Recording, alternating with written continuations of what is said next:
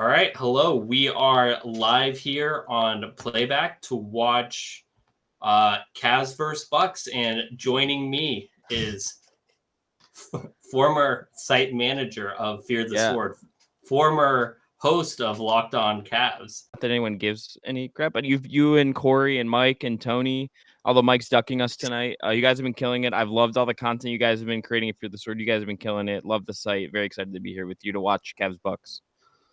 Yeah, but I am very excited to watch a very good Cavs team. You know, it's really tough when you're a good team and you're playing one of the worst teams in the league. You know, it's tough to keep, it's tough to keep your intensity going, but we're hoping the Cavs do that today. Well, and the Bucks thing is like they're really been a disaster this year, and you think with Giannis and like the talent level and stuff, they'll figure it out, but it's been I don't think they'll dreadful.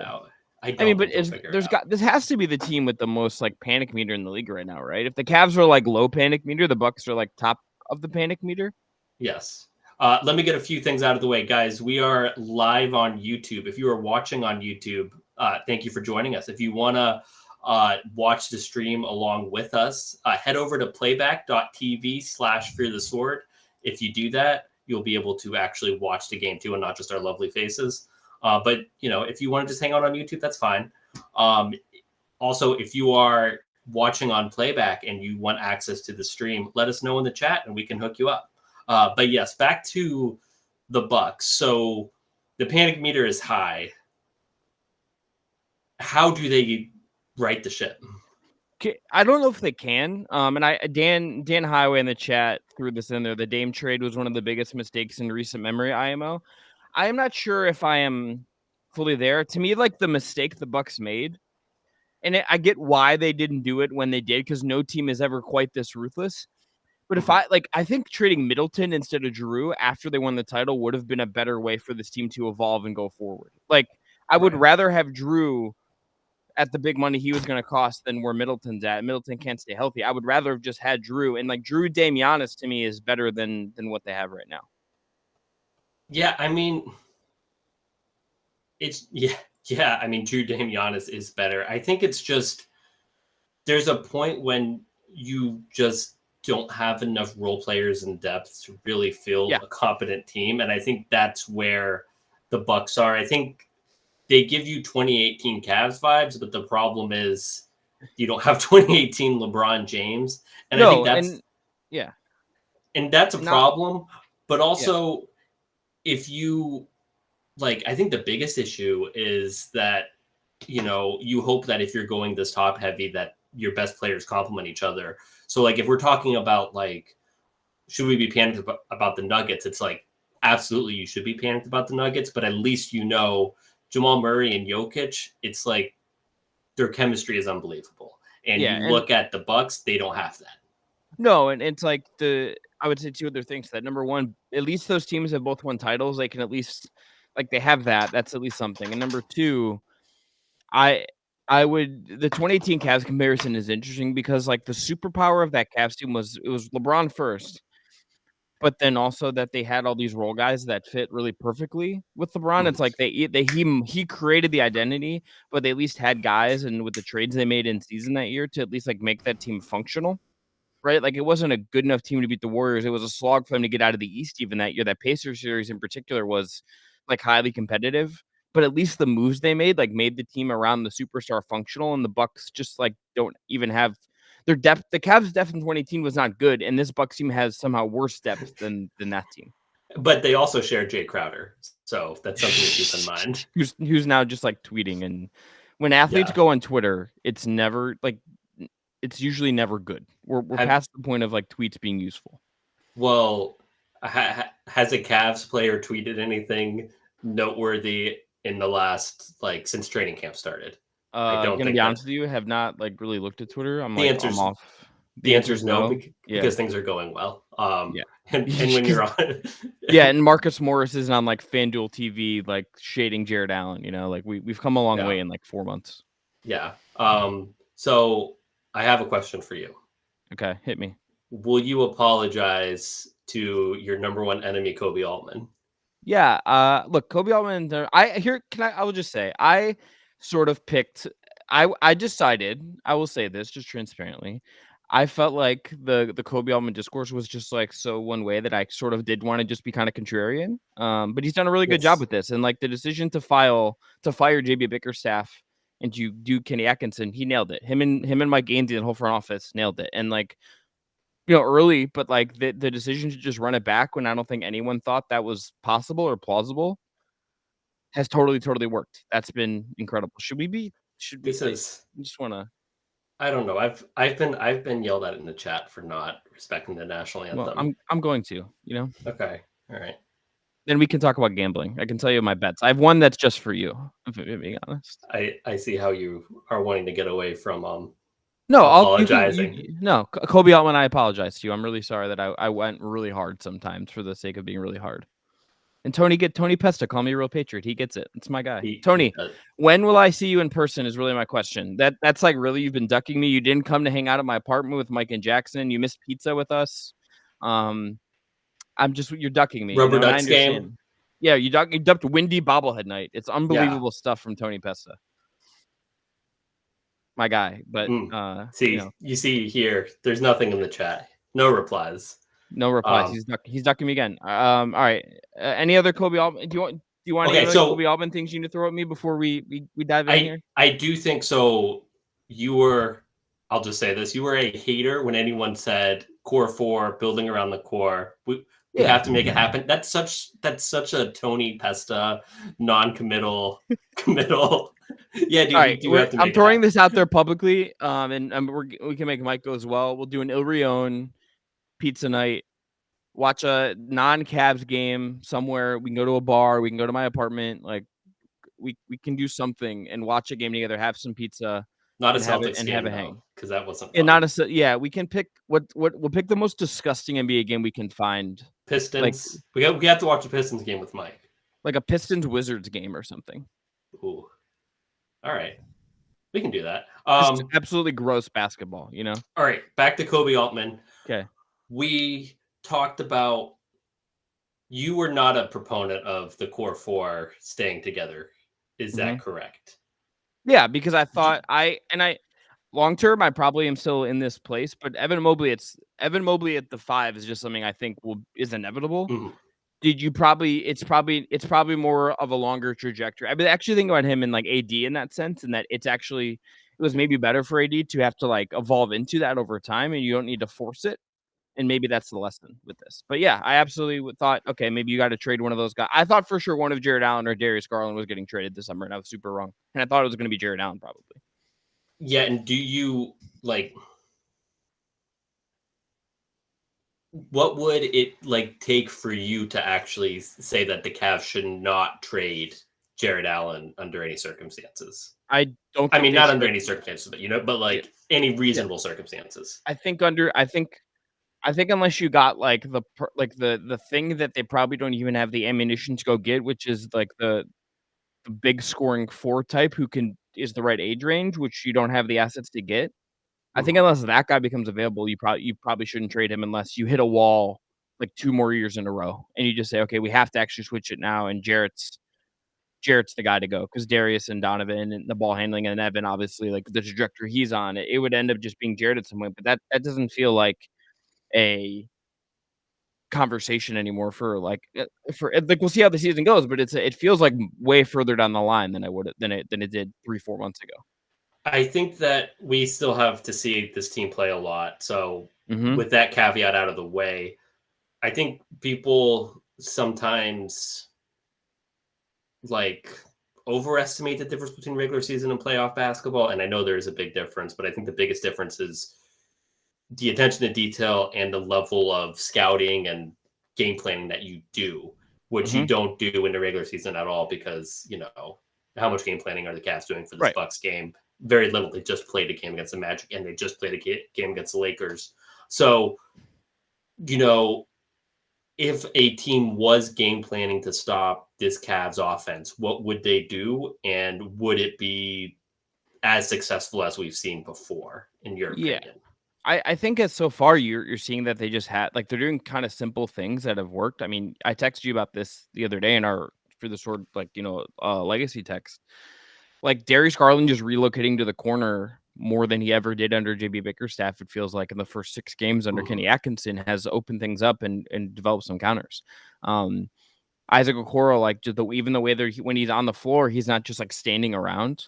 He's like it's more intentional cutting. It's not like him having to read and be decisive, which I don't think is his strongest sense. Like they're actually having him like run the baseline at times. They're doing all these little things that are just making them a little bit more dynamic. And the tempo is obviously the biggest thing. And tempo is a cliche, Jackson. You know this. Coaches love to just say, yeah, we need to play with pace and tempo and it'll solve our issues. That's kind of actually been part of the success here is because they're not getting over half court with 16 seconds on the shot clock. They're getting over half court with 21 seconds on the shot clock, and that 5 seconds does make a huge difference, I think we're seeing. And I think Kenny has used a lot of analogies to talk about how he wants the guys to actually be in the proper spacing. They have tape on the court. He talks about it like a wide receiver running your route. Like you have to leave the middle of the court open for the guy coming down. And you just see so many easy baskets for this team just coming down the middle in a way that you never did before. All right. We are just getting ready to tip off here. So if you are watching on YouTube, thank you. If you want to head over and watch the stream along with us, you can do that at playback.tv/fearthesword. If you are watching on playback and you need access to a stream, let us know in the chat. Thank you for everyone who is joining. And if you have any questions, let us know. We will get to questions and stuff during timeouts. And YouTube, we're not really watching YouTube comments. So if you want comments, head over to playback.tv. Yeah. Jackson, I'll tell you these bets so you are aware. Oh, yes. Yes. Tell me the bets. I'm going to go them in order in terms of, I think, your excitement level.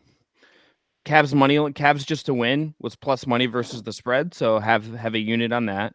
Evan Mobley, fifth at minus 130, 15 or more points. That seems reasonable. And then the one I know you're going to be most excited about, two or more threes from Sam Merrill at minus 130, a full unit on that for me. So we're out. Sam has been struggling. What you should have done is just done over on Darius and over on Donovan Mitchell, because I feel like this is where the Bucks team, their guards are 2018 level Cavs guards in the term of like how they're defending. Yeah, it's not good. I just, I feel like I had to do something with Sam Merrill. If I was you did have to, so I do. I was streaming with you. It's like I had to show solidarity with you, my man. Like I had to do it. I always like Jared Allen on Giannis. Yeah. How have you liked the use of Dean Wade as a point of attack defender so far this year? I love what have you made of that? I love it. I think it's great. I think it just he can be so physical at the point of attack because he knows he has Allen and Mobley behind him. And I think it's just such an asset to be able to like have that. It makes me wonder if they're continuing to be really, really good with the starting lineup when Max Strus comes back, if they should go back to Strus. Yeah, I've been that could have been a moving screen. Yeah. I mean, the Bucks look like they're trying not to be embarrassed. That's a good early timeout from Kenny Atkinson. Yeah, maybe should have taken it after this. Maybe should have taken it after the second three, just because those were pretty easy threes. You don't. Yeah. The last player you want to see get going is Lillard. I know Lillard's an easy punching bag, but when he's on, he's still Damian Lillard when he's on. And once he gets going, you can't he's like a microwave guy, but he stays hot for 48 minutes. Like he never goes like spurts. It's just like when he's hot, it's like you got good Damian Lillard and good luck. Yeah. I did want to say, Tony, let me know that in the YouTube chat, people are saying hi to Chris, you, Chris, and they are saying that they miss you on Locked On Cavs. So you do at least have some fans out there. Yeah, As hard you as know, that is look, to believe. yeah, considering I don't like myself at all. Shout out to them. I will just say I love Danny. Danny Cunningham is a dear friend of mine. I do at some point I will be coming back. And Danny has told me that whenever I feel like I want to go and do a Locked On Cavs appearance, I can just text him and do it. We'll do it at some point. I'd like to. I also, it's my fault that it didn't happen before the season, but I would like to pod with you and Tony as well. Well, with our track record with Tony, he'd probably just Look, disappear. look, I'll fall on the sword. That will last on a sword. That one was my fault. That last one was definitely my fault. I was in Utah for a bit. Studying Sam Merrill / just exploring the Great American West. But yeah, I do. We'll make it happen. We'll make it happen. Yeah. Danny is great. Shout out to the people who were being kind in the comments on YouTube. I appreciate you. Thank you. Love y'all. It is truly appreciated considering. I'll leave it at that. So I think this is the first time the Cavs have been punched in the mouth first this season. Even that Knicks game, it seemed like they didn't have a great start to the game, but it didn't feel like they were just like caught on their back foot. Like it was just one of those days where they weren't hitting any shots. This game, they're getting punched in the face first. They're not, I wouldn't say it was a great first 3 possessions. So we'll see how they respond to this. I think it's good to have games like that. It's also good to take care of your competition early, like they've done in 4 out of the 5 games. We'll just see how they respond. They were due to get punched. Like I kind of feel like this is a predictable face punching though, because it's like the Bucks have been so bad. It's like there's a point of pride. You got to just kind of show it. And having that happen is just inevitable. Then Donovan Mitchell does that. Pretty good. Yeah, he's not bad.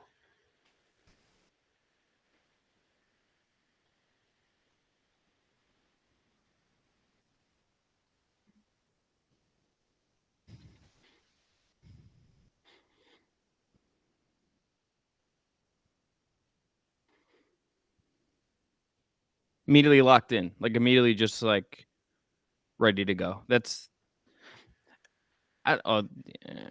Jack, let me ask you this. You've been around Kenny obviously a lot more than I have because I'm just not there anymore.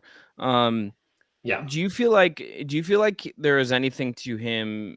When I was watching him, I've been at all 3 home games despite like retiring. You didn't even come to hang out with me on 2 of them. That's pretty, Yeah, but that's true. That's not fine. Great. That's fine.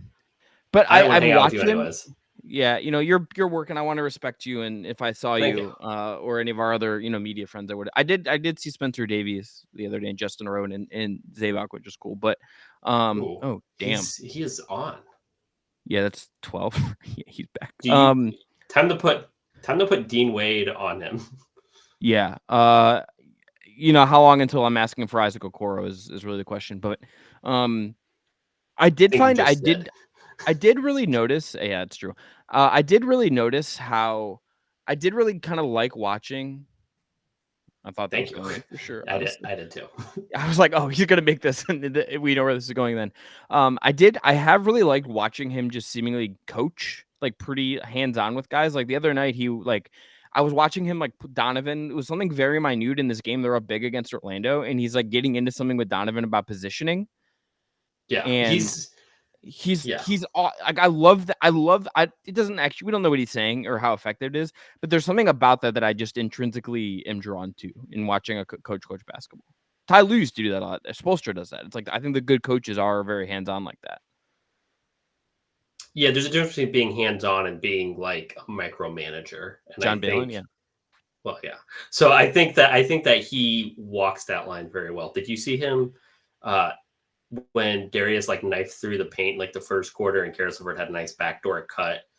Like he took like 3 steps on the court to give Darius a high five. And Darius just totally like missed it because he was like paying attention like, on the floor. But Kenny was like so excited to give him a high five. Yeah.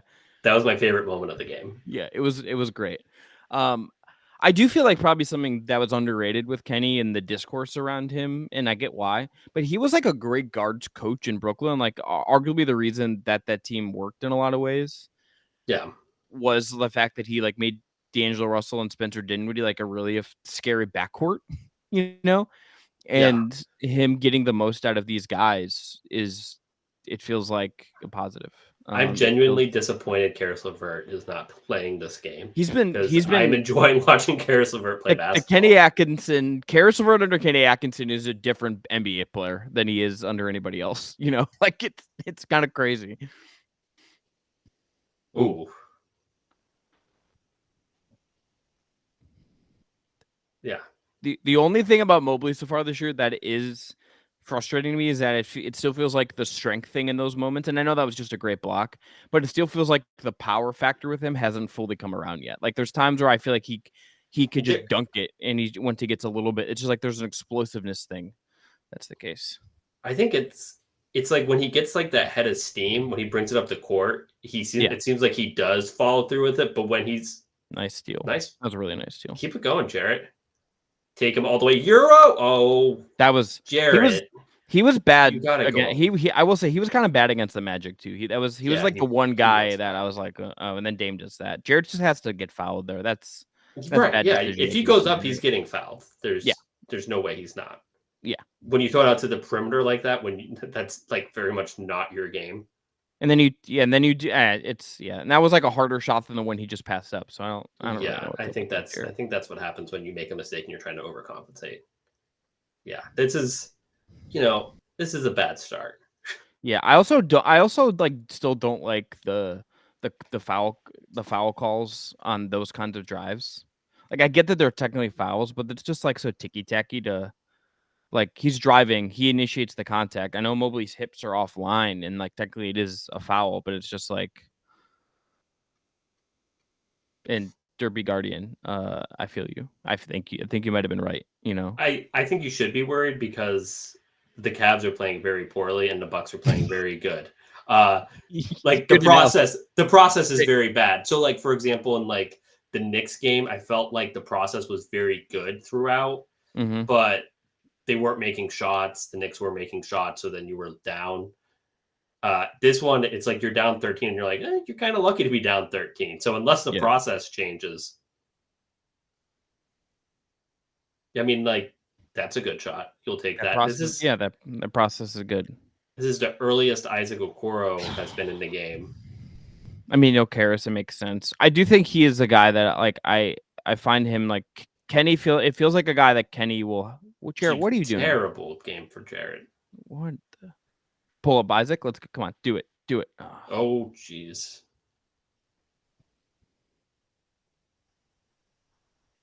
See, I love that Darius I feel like he has the freedom to take those. Like that is something that if you are in a league where scores can like the 12-point lead doesn't feel as crazy anymore.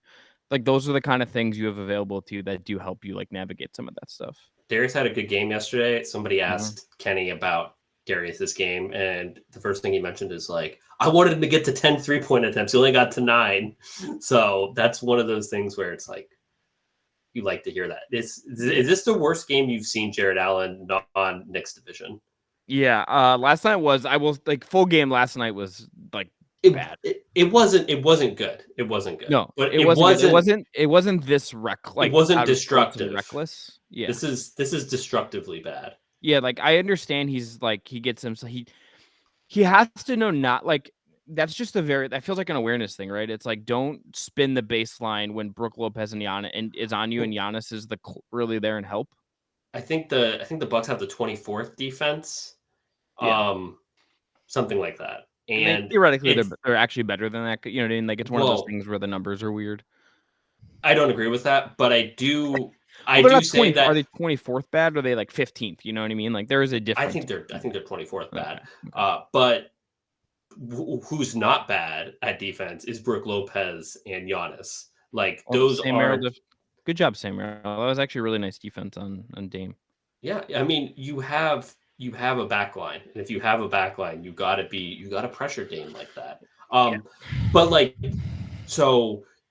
The areas they struggle with is when you get them in rotation and stuff, like, and you get everything, chaotic. It's not if you're just going downhill straight at Brook Lopez. There's still like the 2019, 2021 Bucks. Yeah. from that perspective. So that's where it's like those Jared Allen things don't really make much sense. That was George Niang was looking like he didn't know that the ball was live. Like we checked. So yeah, that was not good. Yeah. Oh, nice backdoor cut though. Bang! All right, that's one. Right. We're halfway there with Sam Merrill. Should be able to money get line, that. The money line bet not looking good. The Evan Mobley points, I don't think he has anything so far, but Sam Merrill 3. Oof. Don't like just completely forgetting that Brook Lopez exists, and neither does Kenny. Kenny said, "I know Kenny's what Brook Lopez can do." He's like, I was there. I know that guy. That's yeah. Oof. So, yeah, this is. I don't know who was supposed to be on. I mean, it looked like Bobby Portis was wide open too. Yeah. So they feel like this looks, Jackson, like a team that is 6-0 and feels awesome about themselves and played last night and is like just maybe due to just kind of get humbled a little bit. That this feels maybe like what that is. Is Kenny going to use all his timeouts in the first quarter? He should just, and then then they can just run the whole rest of the game. Yeah. All right. I do want to say, if you're watching on YouTube, thank you for doing that. If you want to watch the stream with us and be in the chat, head over to playback.tv/fearthesword. And if you're watching on playback and you need access to the stream, let us know in the chat and we can get that for you. But yeah, this is, not good. I'll say that. They certainly can straighten it out, because if you're a bad team and if you're playing bad, it always seems like you're waiting for that other shoe to drop, even when you are doing good things. Yeah. So it's not like, I wouldn't say the Cavs are out of it. And I think that's why Kenny is taking these timeouts, because he's like, hey guys, like, you got to play basketball like you've been doing for the last 6 games, or you're going to lose. So I think they can get going. Like, I think they can get it going in the right direction, but you don't like how easy Giannis is getting these baskets in transition. Shout out to Jared Allen. And you don't like how Dame is on fire right now. And it just seems like they just don't know what's happening. So, no. And it could be one of those games. Yeah. But I mean, they get him again on Monday. I mean, I do. The one thing I do like about these little series is that you get to see this again on Monday, and you kind of assume that the Cavs look better at home and just maybe a little more tuned in, Yeah. I can take care of you, Ace 2005. Yeah, Jackson, I gotta tell you, it's kind of nice. It's kind of nice for me to just sit there and not do anything. This is great. I just get to chat with you and my friend and watch the Cavs, which I was gonna do anyway. And I have another NBA game up on my screen in my office, so we're out here. Nice. What other game do you have on? I have Grizzlies Sixers on right now, which is a game. It is a game. It's certainly not a game that I would be paying too much attention to. Yeah, Jalen Wells has 12 points, and I'm just like, what? And Ja only has. There you go. Ooh. 1 down. Yeah. Okay. First quarter cash. Let's go. That's 1. Gambling. Be responsible.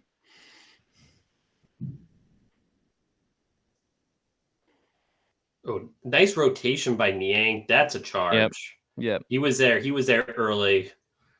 Good stuff. So Dan Highway in the chat says that's what they call the Money Merrill. It feels like a mistake is there a Money Merrill t-shirt? I guess someone made this yet? There is not. I don't like Money Merrill because he's making $10 per game. The NBA version of minimum wage. Basically. 3? Give it to him. He said, who cares if Damian Lillard is hot? Sam Merrill is hot. Yeah. No. Yeah. Did you tell me he was here since July? That someone told me that he'd been here since July. Was that you told me that? No. Somebody, probably Dan. Probably Danny. Because Danny had him on the pod. Oh yeah, that's right. Yeah, Danny killing it. Isaac. I should have bet, honestly, I should have bet Okoro to make a 3 just for the bit, and I didn't do it, and that's on me. I cost myself, generational. Should have. I don't know if you know what generational means. Generational. I said, I meant to say generational wealth, which is not actually how much I'm betting. But look, that's what I'm saying. Yeah. It's a joke. It's not. I bet my unit is very small. It's like $5. It's not a lot. Imagine how much the Cavs would be up by if Ty Jerome was playing. Yeah. Ty Jerome pretty good. Like it was pretty down on Ty Jerome. Like, and he's good. I mean, it's hard not to be down. It's hard not to have been down on Ty Jerome. Yeah, and all of last year, then like when he was I talked to some people who covered him in Golden State, and some people in the league were like, yeah, like it didn't feel like he was like actually doing that much, or that his numbers kind of like he just was playing a lot of minutes, and that's where the stats come from. And I think there is something to that in his game, but he's like he's like a competent ball handler who will shoot. And there is like something to that in an Atkinson system where you can get a lot out of that kind of player, I think. I think he's so good at manipulating the pick and roll in like a way that you would love for your like second, third guard off the bench to be. Yes. Second guard off the bench. Yeah. Well, third guard is, Oh yeah. Yeah. That was a very nice, like that was really nice from him to use the offhand dribble to create space, and then kind of that was nice. That was good. My stream lagged, so I'm just gonna pretend that didn't happen. It's okay. I'm just kidding. I saw it. No, it was good stuff. I didn't think that they were gonna call that, and I was like, that's tough. Yeah, that would have been tough. But yeah, that's a strong draft. That's what you want to see from him. Like, you don't want to see him past that. Like, if he has a head of steam, he's so athletic that you're not going to be able to really contest him well if you're late like that. So just go up, get to the free throw line, get back in the game. And the Cavs are back into this game thanks to the likes of Sam Merrill and Isaac Okoro. Really, the basketball gods are smiling down on me and Chris right now. That's right. It's just they knew we were streaming, and it worked. It quite worked here. We talked about should they trade Jared Allen, and Jared Allen said, "I'm already playing for the Bucks. Why do I need to be traded?" Yeah.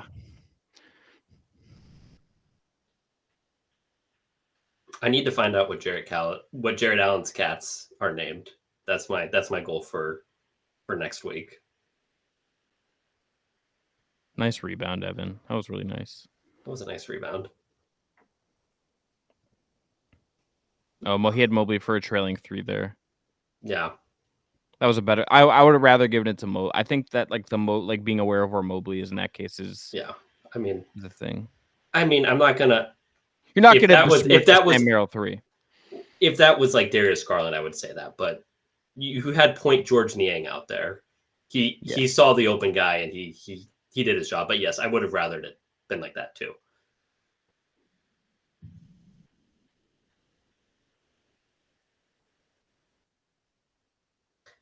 That's really hard to hit that shot after running the point for 2 possessions in a row when you are George Niang. like no shots. Like, honestly, no shots at George Niang. If you're not a guard and you don't do that, that is very like draining. Yeah, minivans don't have great gas mileage, Right. Yeah, you can't do that. I like this question. Haven Cavaliers. Anyone else think Jarrett's sick? He's looked slow the past couple nights, and he also had the goal of playing all 82. I didn't see him cough or anything yesterday. Asymptomatic, yeah. Okay, could be. He might have long COVID. Maybe he caught it during the Knicks series, and it's still there. Yeah, I do just think like the guys just like ultimately like have bad like stretches, and it just happens. Like, I do think we can like freak out about that. Like, and I understand why fans, you can be trouble, you want to be excited about your guys, but it's like sometimes like you do just not play that well. Like, it just happens. You have runs where you just have like 5 games where you're kind of below your standards. And it's like having those games against Brook Lopez and the Magic's front line is kind of not who you want to see when you're not 100% and you are a traditional center. Yes. So 100%. There is something to that. And he was like started off guarding Giannis Mm-hmm. I'm sure he didn't get out of bed like super excited to play, knowing he was going to guard Took, Giannis. took the flight from Burke to Milwaukee late last night. Gets to Milwaukee today. Knew that was going in. Yeah, I mean, the swing back. Yeah, he made that when he caught it. Yeah. Like that's an automatic. That's like when LeBron the other night when he hit that little when he dribbled up and he did the off foot. The off-footed pull-up three, and he sticks it like that. You just know those shots are going in at a certain point.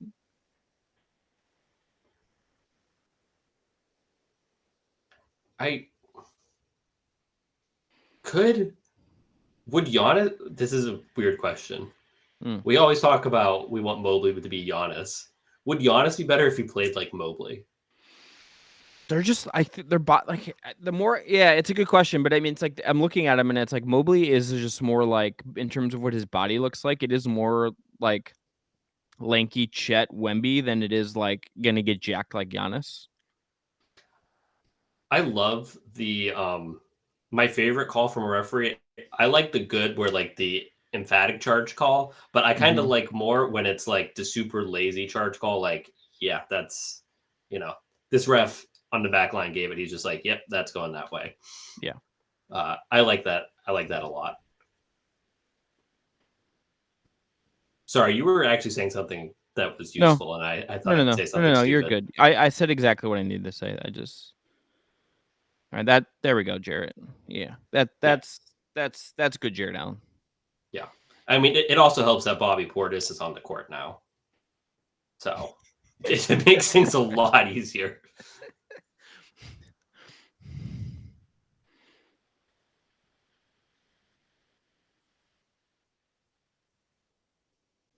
All right. Honestly, I mean, all in all, not a bad quarter considering like how it started. I mean, bad quarter, but a good ending. But like you're net even. You're +1 after that initial start. Yeah. After the first they just spotted the Bucks 9 points. Yeah. So you just can't spot what you can't do is don't spot Damian Lillard 3 threes to start the game. Yeah, 3 threes where he's like checking the wind before he before he takes them. So. Yeah, I mean, you like how they came back. You don't like the start for the starters. I thought Merrill, Niang, Okoro, they all did good things. Mm-hmm.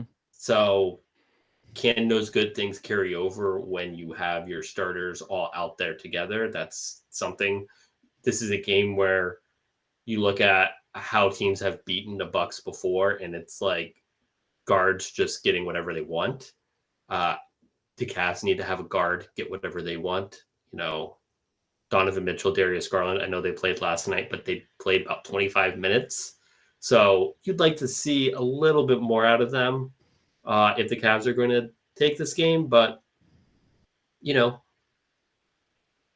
Sam is a guard. So, I'm talking about, Garland and Mitchell. Yeah, but, it's like ball. It's ball. Like when you say like Jerome's like a ball, like it's like I almost think Merrill's like a guard in terms of size, but he's really like he's a specialist. He's a specialist. He's like one of those. He's like one of those. I can't try to think of like the baseball comp for him. Is he like the long reliever that comes in like eats like 3 innings for you? Like a Andrew Miller circa a couple years ago. No, I'd say he's more. I think he's a lefty specialist. So back when you didn't have to pitch to like 3 guys. One guy come in, your job is to get one lefty out. Yeah, for sure. Yeah, it's like like a Ryan Howard, try to hit this. Oh, you can't because this ball breaks like 10 feet and I throw 82 miles per hour. Yeah. All right, I got my guy. Time to go back to the bench. Is he Jamie Moyer because he's older despite being in the league for like 3 years? That was a little too mean. I'm sorry, that was a little harsh. No, because Jimmy Moyer was like an innings eater. I think that Sam's not an innings eater. I think that this is where your Ty Jerome thing could go too. Ty Jerome, he has Ty Jerome is Jamie Moyer, kind of. So he could be an innings eater. Yeah. So Sam Merrill 9 points, just getting buckets. One thing that I do like them using Sam as a screener more. And Kenny talked about this yesterday. Actually, he was like, "Yeah, people put bad defenders on Sam Merrill, so that's why we would always." that's why we should put them on screens because, you're getting a good switch. And it's like, yeah. Oh. That's a travel. Yeah. He had a pull-up 3 there if he wanted it. Moyer is if LeBron wasn't a physical specimen. That is genuine. I see that. Dan Highway, I will tell you, because of that comment, if you find me at a Cavs game and can somehow prove that this is you, I will buy you an adult beverage or soda if you're like Jackson and don't drink. But that is such a good comment. Have you ever bought me a soda? You've said you're going to buy me a soda. Did I not buy one when we went to Sense? Did I not buy something for you at Sense? I think you did, but yeah. So I'm just gonna say I don't. I'm just gonna say I don't. We were too heartbroken that Tony didn't show up. We were too heartbroken because Tony didn't show up. Yeah, but I will have some Baja Blast for you next time you're at my apartment. Thank you. You're a Baja Blast Zero guy or a regular Baja Blast guy? I'll take either. Yeah. I don't think I need more sugar. Sure. Just kidding. This is what you couldn't have happen after you fought back into it to close the first half, that first quarter. Just getting absolutely, it's like they got comfortable. But yeah, I mean, it's just a bad Jared Allen game, honestly. And if you don't have that interior defense against the Bucks, it's going to be tough, and it's currently tough.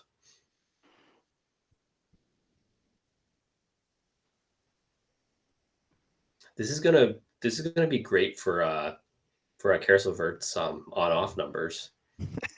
It's gonna do work for those. Do you know he has the best offensive rating in the entire league? I know that's not an individual stat, but it's still absurd.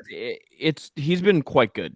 He's been like quite good. I don't know how I feel about that double there. Worked out, I guess. Yeah, is that a double you do because you don't think your defense is like playing with the appropriate like energy? So it's like we're just gonna make them play with energy. That, or I wonder if there's like this is like a question I'll probably ask a coach. Just sometimes with doubles, I wonder if they are just like they do one every once in a while just to like freak somebody out. It's like, hey, if we just throw a double here and the guy will there's a chance to do something dumb. Yeah. Yeah, I mean, and check this out. They did do something dumb. So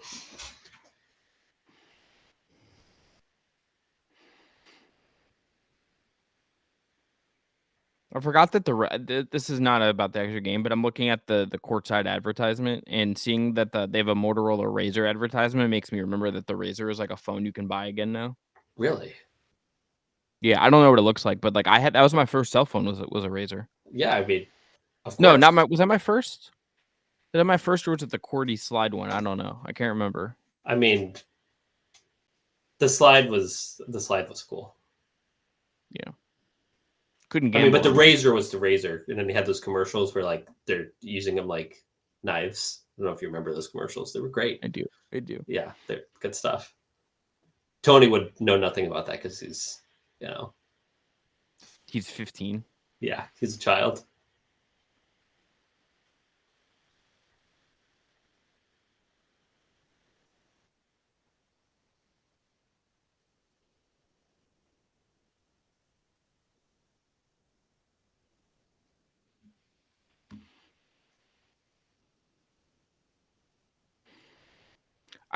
Tony not being here also means I can't ask him what his thoughts on the Donovan Mitchell Haribo shoe. I actually, they're not as bad as most of them. I will say that. I know someone that who is older than both of us who bought them and quite likes them, but he's also kind of like a hype beast kind of guy, and not in a bad way. I mean, you like what you like, but he bought them, and I was like, okay. My dad, when he saw the stand, was like flabbergasted by that. That's something that exists, and I was like, "You are a man in your late 60s, so I get it. I get that this doesn't make any sense to you." I mean, that's fair.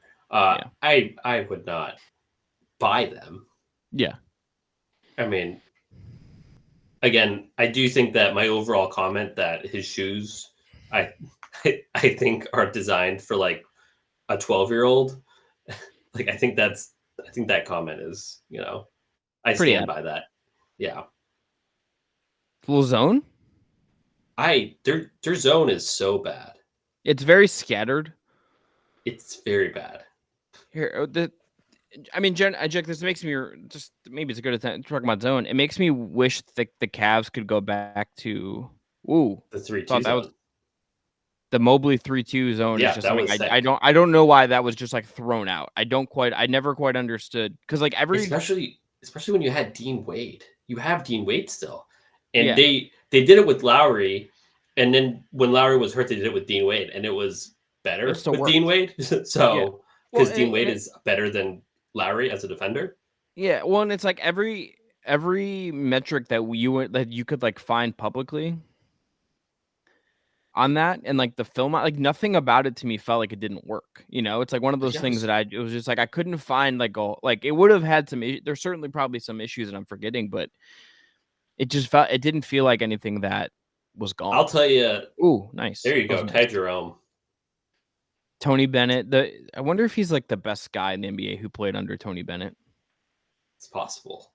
One of the things that I'll tell you the 3-2 zone didn't work for. It didn't work for the Charge when they were playing with a Taco Fall, and they were like, "Yeah, we're gonna run the 3-2 zone because that's what the Cavs do." And it was like, yeah, no. It would be funny because the first possession down, the other team would like short circuit and like dribble the ball out of bounds because they're like, I don't know what the other team is doing. And then like the second possession, they'd be like, I still don't really know. And then like the coach called the timeout. And he's like, guys, just stand in the corner and just pass it around the top of the perimeter. And then they would get open threes. And it was over quickly. But, so here are the 10 NBA draft picks from the Tony Bennett era. Ryan Dunn. It's Ryan Dunn. The guard who I don't know much about. Yeah. I think I got picked this past year, so I don't really know anything about him yet. DeAndre Hunter, Trey Murphy, Ooh. Justin Anderson, Ty Jerome, Joe Harris, Malcolm Brogdon, Mike Scott, Devin Hall, and Kyle Guy. Cavs Summer League legend Kyle Guy. Warriors Summer League legend Kyle Guy when he like didn't start and scored like 30 and then used his halftime interview this game I was at to be like, why am I not starting? I don't understand. And I was like, Kyle Guy, I love that you're just being surly in Summer League. So the answer to my own question, Jackson, is Ty Jerome is not the best NBA player to play under Tony Bennett. But he's definitely not the worst. We can say that. That's true. He's one of the better ones. Yeah, it's one of on the upper half, but it's like just black hole Trey Murphy, you know? Yeah. Yeah. Anyways, if you are watching on YouTube and you want access to the stream, head to playback.tv/fearthesword. And if you are watching on Playback and you want access to the stream, say something in the chat and we can get that for you. So not a great start of the game for the Cavs, but there's a lot of time left, and we know that the Bucks are 1-4 for a reason. Yeah, I mean, it could be a lot worse. That is a it was a lot worse. It was a lot worse. It feels much more winnable at this moment in time. But it also could get a lot more worse too. So that's something to always remember. It can always get worse.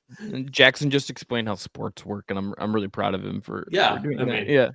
Yeah, I mean, or it could get better. Like, say, for example, your team is starting Kenny Pickett, and then the next year they're starting prime Russell Wilson. I don't know of the sport called the NFL. That's fair. Yeah, I've never heard of the NFL. I'll have to look up and see if I can make a Euro. What is it called? The Premier League. See if I can make any Premier League comps. It's just like West Ham, if you think about it. Well, West Ham is like aggressively the Chicago Bulls, I think. Well, no, I don't know if they have the historical success, but they had they just whatever NBA team does the dumbest thing and loses is West Ham. That's what happened to them today. No, today they got a guy sent off and lost 3-0 to Nottingham Forest. Nice. Well, if you want more of Chris's Premier League takes, no one needs that. Check out his podcast. He'll be launching about that. No one needs that. That's just me at 7 a.m. on Sunday morning drinking tea. watching soccer. Do you have a British accent when you're doing that? No, I know. I feel like if you're waking up and drinking tea, you have to like those hours. You have to be talking with a British accent. Yeah, I mean, at least that internal monologue has to be. Maybe I'll British. maybe I'll do like a full English breakfast one of these days. Oh, Giannis! Christ! Yeah, this is. It's like Giannis is good, you know. It's like sometimes we forget Giannis is pretty good. He is good. I would say they're not doing anything to make his life even just a little challenging. No. Which also, I remember back to this 2018 Cavs. I don't know if you remember the Wizards game early in the season. They started off like 2-5 or something like that. And then LeBron scored, I think, his highest point total in like a regular season game for the Cavs against the Wizards, against a pretty decent Wizards team, just to kind of say like, hey, I know that we suck, but I don't suck. So we still have a chance here. And that kind of feels like what we're seeing with Giannis a little bit. That Tedro might have got lucky with a push in the back there. Yep, that Dean probably did. It's not interference, but I get why Giannis was like wondering about that. Well, what he should be wondering is why nobody. Greg Porter. Whoa. Yeah, I mean, desperate times. I just realized he got in, and it's like, oh yeah. Yeah, Kenny talked about him being one of these defenders that picks up like full court and does stuff like that, and I'm just like, I don't know, man. He's not a good defender. What do you want to? I guess it's just like because I'm obviously historically, very kind to everything the Cavs say publicly and don't ever like besmirch them for not being honest. I don't, what is he supposed to say? It's like, yeah, Craig's no. Well, he picked up his guy full court there, and then they got an easy basket. Yeah, I don't think it was necessarily a 1-to-1 because Craig, put pressure on the ball early because like you see him doing that right now. Now you have a full court defender on the floor. The guy in the green shoes. Yeah, his signature green shoes. People forget him. And do you know the other athlete from Ohio who plays for? I'll tell you, she's a WNBA player. Do you know? There's one other athlete that I know that has a deal with that company whose name I'm forgetting. I wouldn't know, and I also don't know the name of the company. J.C. Shelton, Ohio State guard. Plays for the Dallas Wings, has a shoe with them, and it has like equity in that company, I think. Well, good for them. All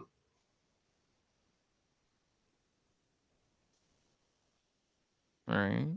Yeah.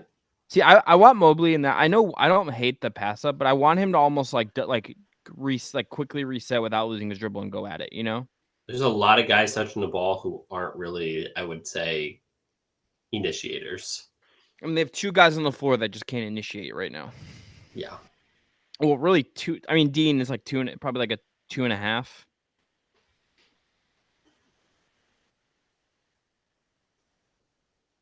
Ooh. Shout out.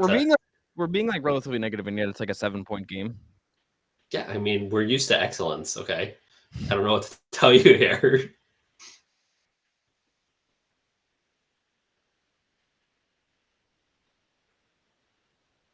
Mobley good.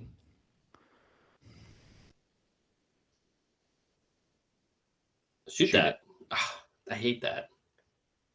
I don't. I mean, like that. Yeah, that was good. His legs are long enough where he can like do that stuff, and it is quite like that is like probably a part of his game that, as it comes off, is. That Darius bucket was nice though. That was beautiful and something that like you don't want someone to make a habit of. Not at all. But when you see it, it's like, oh yeah, that's nice. That's how my game used to be played. That's the game I know. But yeah, I will say that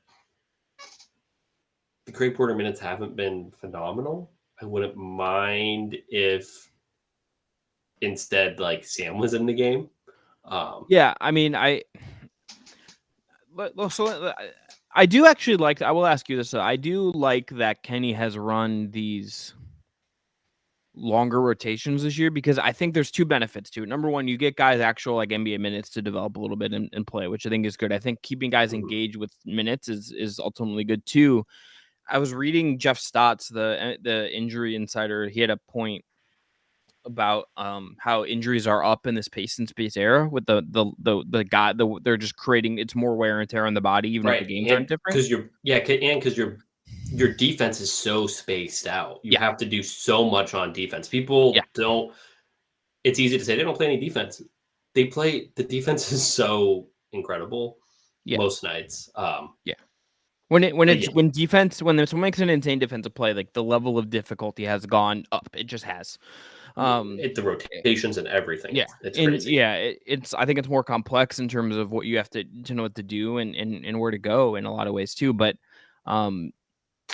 there is like probably a long-term benefit in playing like a 12-man rotation sometimes, and like ultimately, like we'll get to April and May, and we'll say, okay, you're cutting. You know, Isaac's getting cut. Karas's minutes go down because you're going to play Mitchell more. You know, you're probably getting cut. Yeah, you're probably not playing Sam. Like you're getting to these points where like the guys that are 9, 10, 11 get cut out, and you're playing 8, 9 guys. Matchup dependent. You know, I could see a series where Sam has a value. I could see a series where Isaac there's going to be series where one of those guys has a moment. That's why you have the roster and why you spend on it. But it's one of those things where it's like right now it's like, why not? If Donovan plays 33 minutes tonight or something instead of 37, that ultimately is a net for you in the long run. I think it also is really helpful when you're trying to implement a new system that relies on running constantly, especially off of rebounds, off a defensive rebound. It's easier to get buy-in when you're like, hey, you're going to be out there 41 minutes tonight no matter what. You're going to be out there for, if things go poorly, like 33, 34, as opposed to, you know, and if things go well, 25. So, you know, it's like, it's easier to get buy-in from that standpoint, and you want to build those habits now. You want to build those habits now, so when you do shorten those rotations, people do understand what they have to do. Yeah. You know, because that's something where they tried to start out playing fast last year, and like they just didn't know how to do that. Like Darius was turning it over at an astronomical rate, even before he got injured. Like people say, well, he had a bad season because he got injured. Well, that certainly didn't help, but he was also pretty bad beforehand because he just that was not bad. That was beautiful. And that's what we're seeing this year, because he knows what he needs to do. But yeah, basically just saying, I totally agree with you with the rotations is super helpful, especially on a team where the starters kind of aren't really what's ever been good. No, not at all.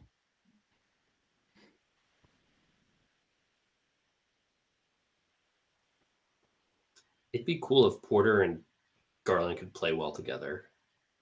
It's like one of those great things in theory, you know. It's like you just needed to.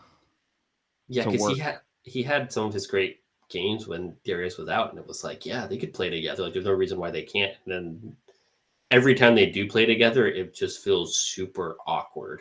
Yes, like in a way that I can't really describe. I think it's because Craig doesn't have a lot of off-ball utility right now. It's like if he was like an average 3-point shooter, you'd be like, oh yeah, take that up. I feel like he's more gun shy with those taking those threes than he was in the beginning of the season. Yeah. I mean, it's tough to make shots like that when you have Dean Wade there. Nice. But that's what Craig Porter Jr. does best, running in transition with the ball. He's really good at finding those openings. Great pass there and good finish from Isaac. One thing Isaac's always been good at, finishing in transition. Yeah.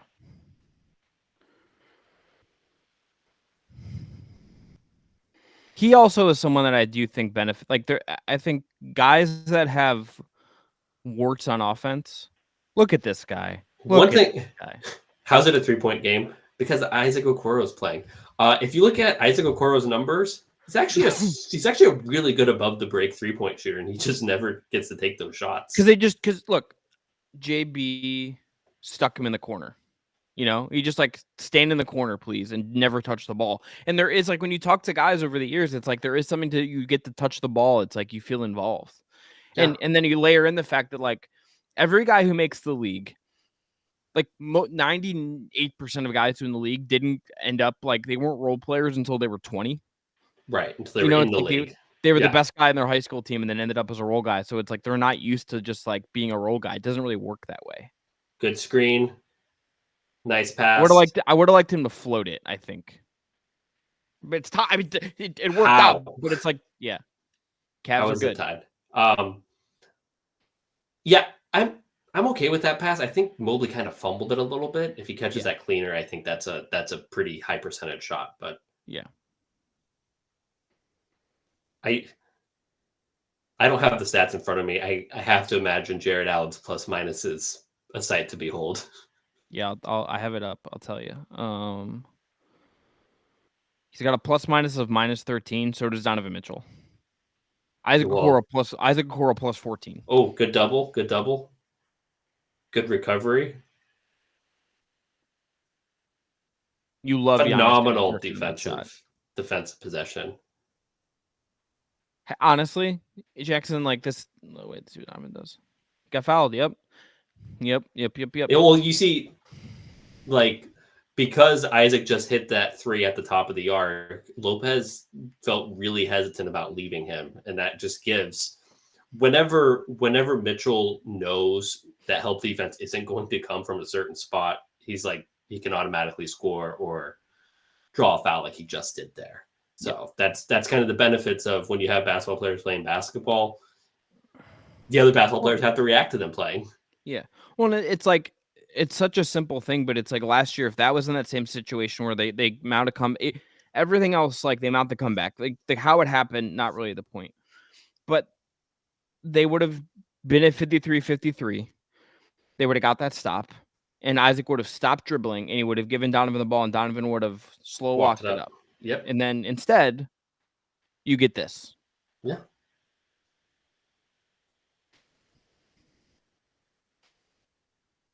And it's also so much like it doesn't show up in like cleaning the glass as like transition points because you're in the half court, but your half court is just starting out with like such an advantage. Yes. It's like instead of starting 1st and 10, you're starting 1st and 5. Yes. And it's like, yeah, we can get a first down just by running the ball. Yeah. It's like a team give you a false start. It's like you have a bonus to get there. Oh yeah. The Cavs, the Cleveland Cavaliers, folks. This is also what I'm saying is if you show a bad team that, hey, there's a reason why you're bad. Yeah. It's, good response there. But you kind of hate the halftime coming when it is. We'll see if these starters can like really put their stamp on this. Good.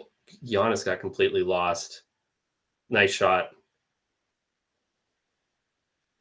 Love that from our guy Isaac. Our guy, always been our guy. Look, I'm not even gonna try to push you on this. Like Sam Merrill is like we're just in solidarity. Yeah, today, of course.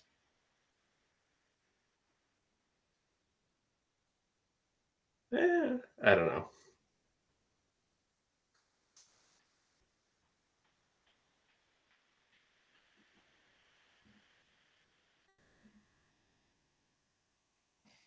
Listen, if Kenny's saying it's a bad call, it was a bad call.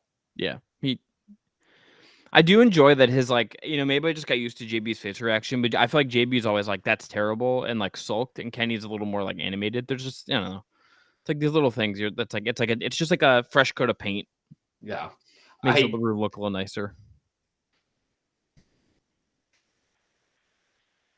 See, that's much better process from Jarrett to not like lose his dribble. Like he kept going. Right. That's one of the things that I've noticed, especially with Mobley, is that he's a lot more, I would say, patient. like when he's in those positions where like he's not like, oh, I don't have the first move, I'm just going to pass it out. It's like, all right, I don't have it. Let me try to see if I can get my window.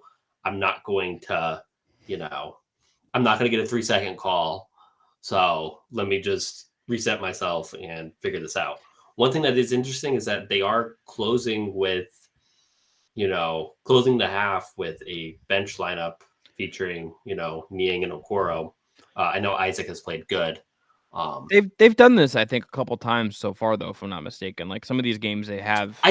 They have, but it's a lot of times it's like the starters with Karras instead of Wade, which makes sense because Karis LeVert has just been phenomenal. They've done things like that, and he can dribble, and he can dribble. So like you have a guy who can handle. I mean, let's not act like Dean Wade can't dribble the ball. Okay, you don't need to do that. Big day for Kansas State related products. Will Howard at Ohio State, the former Kansas State quarterback, and Dean Wade. I mean, like not really a good day for Will Howard, but it was a day for Will Howard. I mean, they won. It's not because of Will Howard. I mean, he was responsible for like 28 points in the first half. It's true. He threw a pick six, and then he threw a ball. That pick six was like one of the worst interceptions I've ever seen a quarterback in my life throw. Oh boy, I thought that was tough. I get why he did that though. I don't hate it. I don't like him not getting back on defense though. No, that was bad. Because now you have that's 2 points because Niang is on Lillard, and there's nothing Niang can do.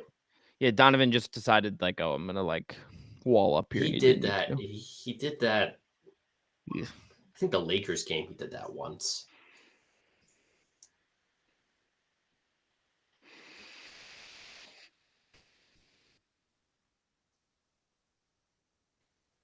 Again, not sure what Mitchell's doing on that possession. Yeah.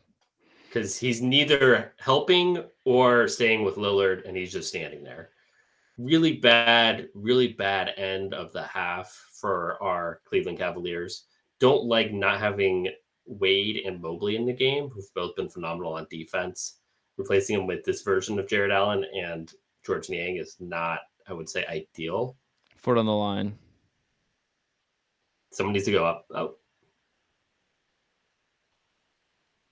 Yeah. All right. I mean, you'll plus 8 after aside from the 9-0 run is like, even if you're losing going into the half, it's like you're only down 1 and you were plus 8 after that initial burst. It's like you'll take that. Yeah, I mean, you'll definitely take it. It just felt like it could have been like 8. It felt like they could have been up 8 on their own if they closed it well.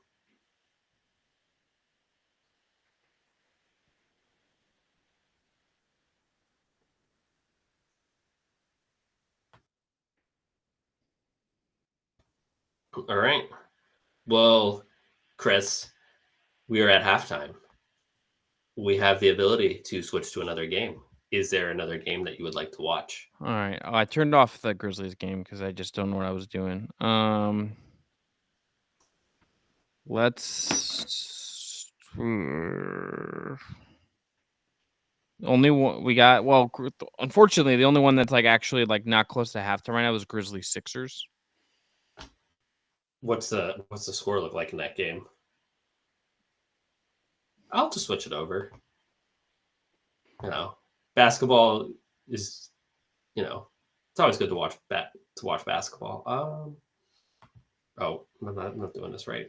Oh, 1 second.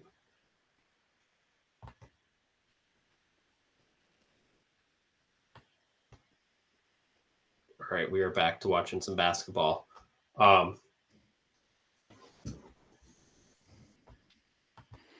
right, 69-60. Do the Sixers suck, and did they always suck? Thank you, Derpy, for the compliment. I appreciate that. It is a good Tiger Woods hat. Thank you. I can't afford a $90 Sunday red hat that he's never going to wear in competition. So I'm going to. I actually stocked $90. No. They're like $40. I actually went to the Nike store and stocked up on a bunch of Tiger Woods. Yeah, I remember you. I remember you talking about this. Yeah, I've only.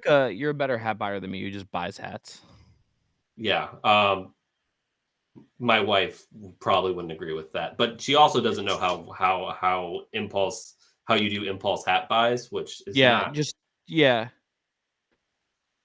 I gotta stop buying hats. I have too many hats. And you only have one head. That's what everyone, It's really bald though. I gotta cover up Right. that I dome. mean, see, I have to wear it because my hair is too wild. Yeah. Like I have to put the gel in, and then it's. Anyways, let's get to some stats. Andre Drummond, baby. Andre Drummond and Zach Edey. The NBA is back. Sorry, get into some stats.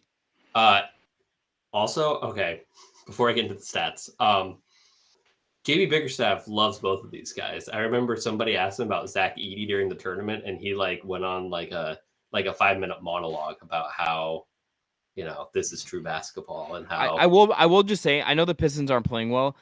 I've watched a couple of their games, and I do actually think, and looking at the numbers, like it feels like if Cade Cunningham was turning over the ball less, they would honestly be better than they are.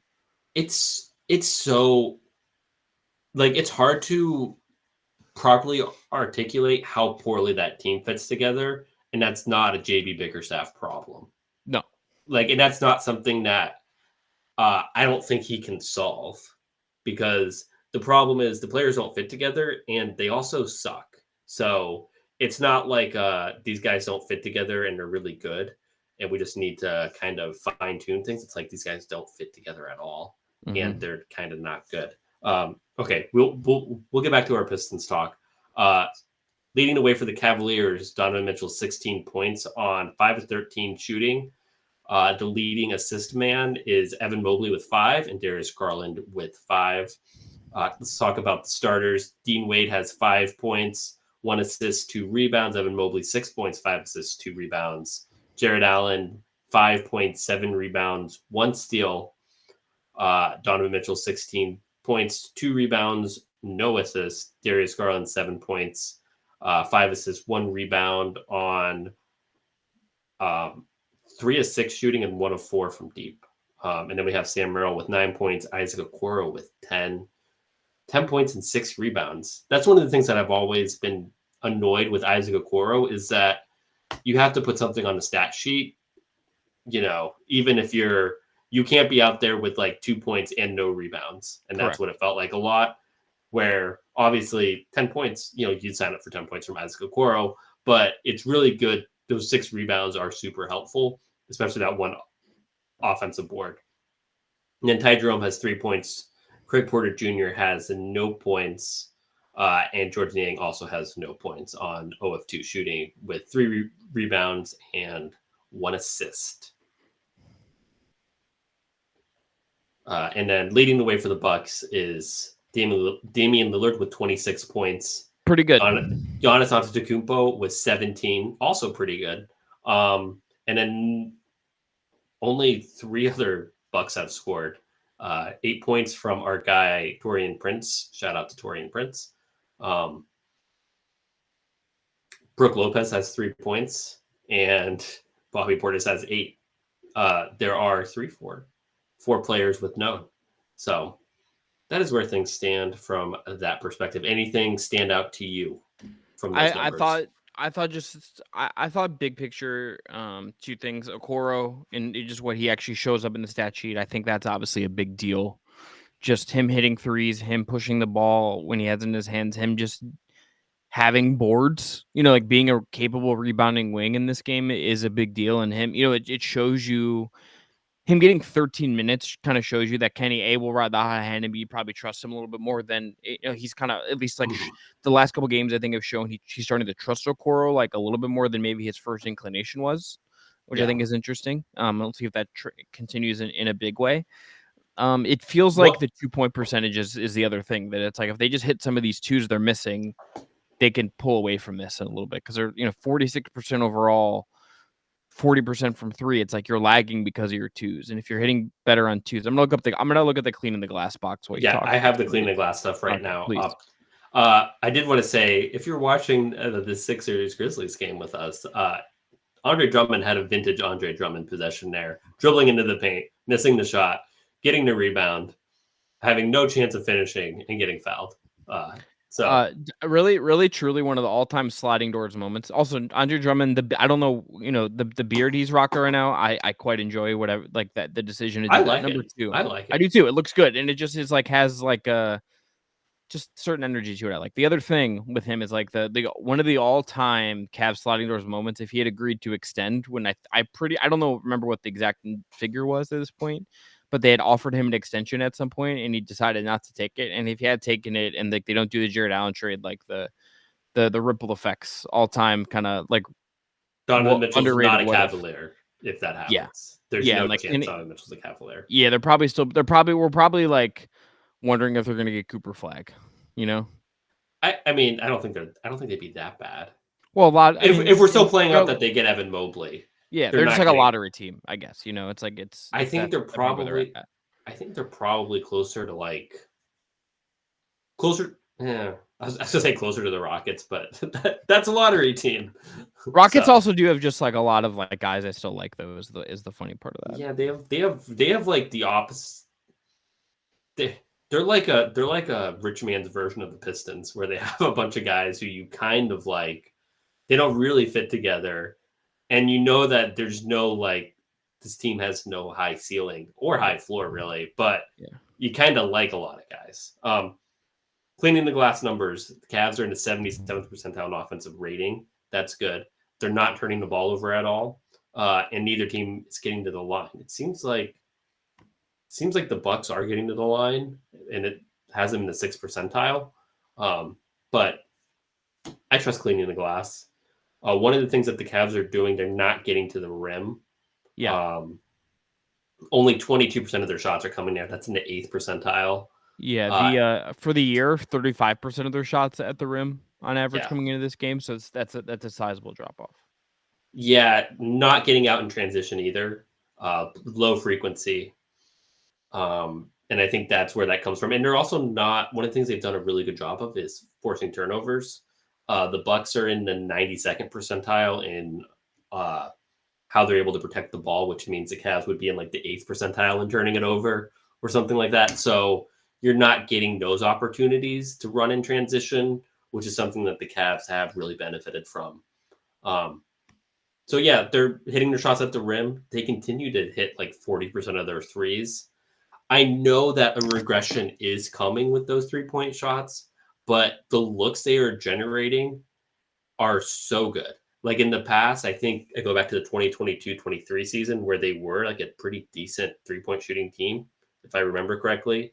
And it was because like Donovan was just hitting so many above the break threes off the dribble. And like now it seems like a lot of those looks are like, yeah, of course Sam Merrill's going to hit a wide open three. Yeah, of course Dean Wade's going to connect on a couple corner threes. Yeah, you can't leave Darius open in the corner. So it just feels a lot. I know they're not a 40% 3-point shooting team, but a 40% 3-point shooting night doesn't seem unsustainable.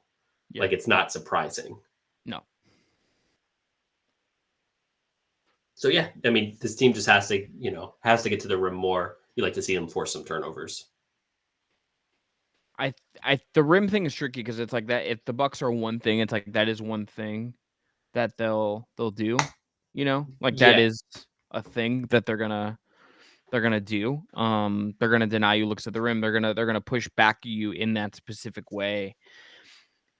Yeah, and I do in some of the decision making. I think at the rim costs them looks like that. I mean, I think the Jarrett when he spun into the baseline and threw the ball away, it's like that's just that denies you a shot. Even if it doesn't go in, that's a shot at the rim. You're kind of costing yourself, and I'd rather just take the contested shot at the rim than freak out and move. And if you with the ball, one of the things that is overlooked is when you go to the rim like Jared Allen could have done there.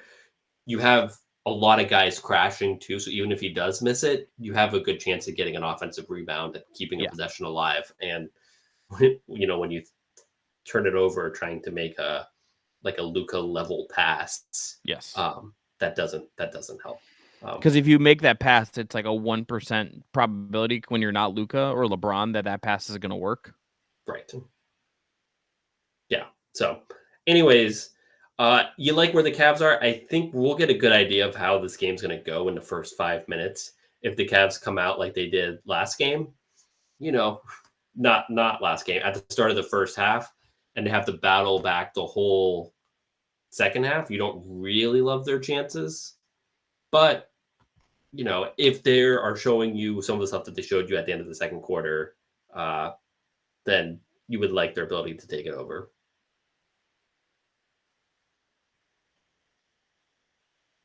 Bill, here's some Wizards action for you. I know you've been wanting to see some Wizards. No, what's the 3-point percentage? 40. It's 40.1%. Something like that. No team in the NBA, Jackson, makes me more sad than the Wizards. Like, the Nets are there, but it's like I feel like the Nets are finally just going to rebuild, and like I think they're going to be intentionally pretty bad this year. But that's the right thing. The Wizards, well, they absolutely fleeced the Knicks. Yes, got a lot out of that. I know, I like Mikal a lot, but it's like they did get a ton. I don't like Mikal that much. Like, I think he's been kind of consistently overrated for what his ideal role is. Yeah. If that makes sense. Where it's like you get guys that the idea of them is better than who they actually are. And it's not that Mikal's bad. He's really good. It's just he's not like really great. And that's what you need, a really great player, or like the best fitting. You really need a great player for giving up that many draft picks. So I got sidetracked. What was I talking about? Oh, depressing teams. You're talking about depressing teams. I think the Bulls are more depressing. Yeah. Yeah. But the Wizards are really depressing too. Yeah, it's like they got a high pick and they've drawn, like, it's just like whatever teams get, like they have lottery luck and get Cooper Flagg and Ace Bailey out of the next draft. It's like they're probably less depressed the next day, and that's sort of the how fast these things can change. But the Wizards just have nothing though. I still believe in Coulibaly. They're gonna get something for Corey Kispert. Corey Kispert signed a really tradable contract, and I just think he's gonna be like a good player on a good team. Portland is also really depressing. Don't forget about how depressing Portland is. Yeah, they have a lot of centers, man. Just like a lot of money being spent on. It's like I like Klingon, but it's like you have DeAndre Ayton. I don't know why you felt the need to like. Who? You mean dominating? Yeah, sorry, dominating. Yeah, which honestly, I like that he gave himself a nickname. It's like a preposterous nickname on top of that. Yes, like the funniest part of that. Well, I think Donovan Mitchell giving himself the Spider nickname is also pretty great. I think that's something that that's something that makes him an even better player, in my opinion. Also, Johnny Bryant's talking right now. You might know this better than me, Jackson, but I do feel like at some point we're going to get a story this year where people talk about how Johnny Bryant's been like a huge deal for the Cavs. Like that was like their big offseason acquisition aside from Kenny. Like I feel like we're going to get that story like in March. Yeah. That's something to consider. I mean, particularly just because like the Donovan connection with him, obviously people can go look that up. It's definitely there.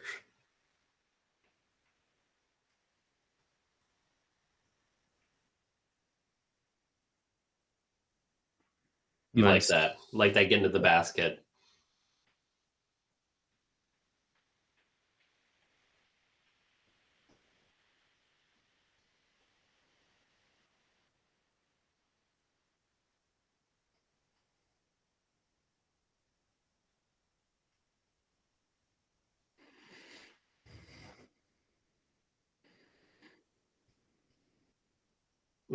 That was a good 21 seconds of defense. It's the NBA now. It's like you gotta literally need to play 24 seconds of defense sometimes. Yeah. Teams just need like that little window. It's the same thing with like NFL stuff. Like the margins on these things are so thin. Yeah. And I think the margins have never been thinner on like how good you have to play to make some of this happen. Yeah. Well, I mean, 3 guys have guarded Damian Lillard in this possession so far. Just kind of. Let's see. They got to reset that now, I think. Dean immediately goes back. That wasn't a kicked ball. I was looking away from the ball when it went out. So Out of bounds. they have 5 seconds. Yeah. Yeah.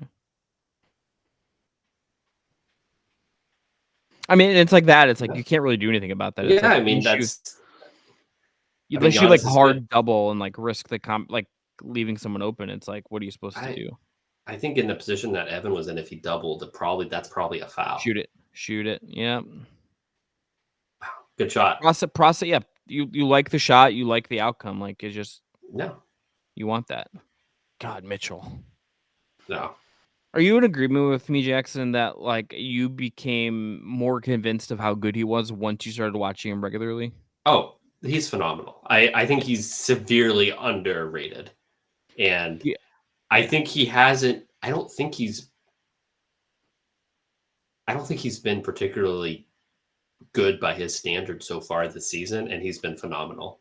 Well, I think what I would give him credit for, and Wendy had this in a story on ESPN that he's been doing with Bontemps. He's like back and forth with Bontemps that I think went up on today.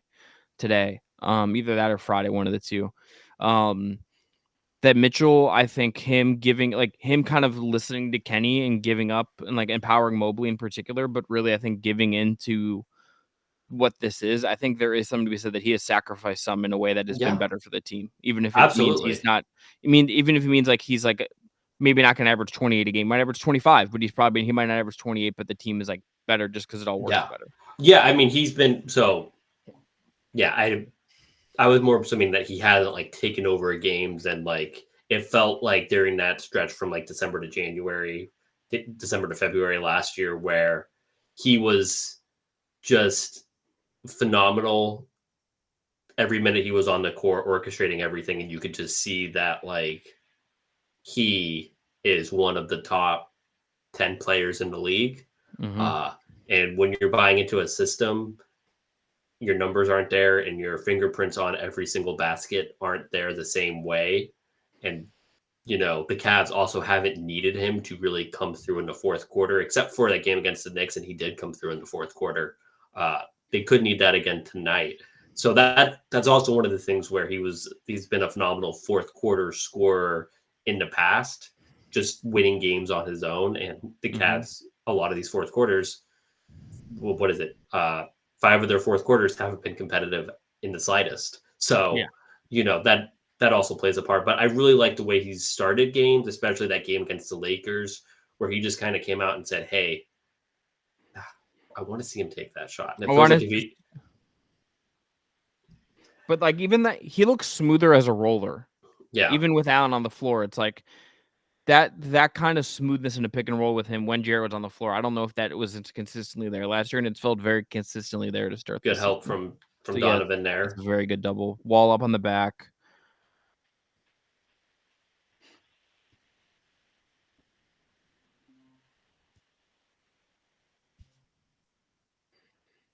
Bang. Bang. There you go.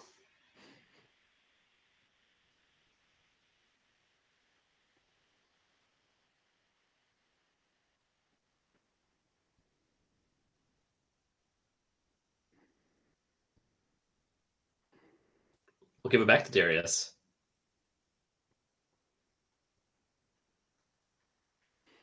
Would have been okay with him taking that 3 there, but I also know that when you're running like that, stopping and shooting, it's very hard. It's like if you're at half pace, that's one thing. If you're at full speed, it's like really, really hard. That's also just like something Darius doesn't really like doing. I don't think he is like a pass first. Like his inclination is to pass. Right. Historically, it's been like you have to coax out some of the shots out of him. He is doing a good job. He just doesn't.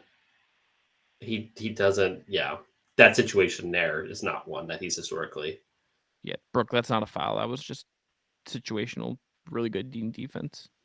Yeah, well, I don't think people in the NBA, like fellow NBA players, really see Dean Wade and say, this guy's like a phenomenal defender.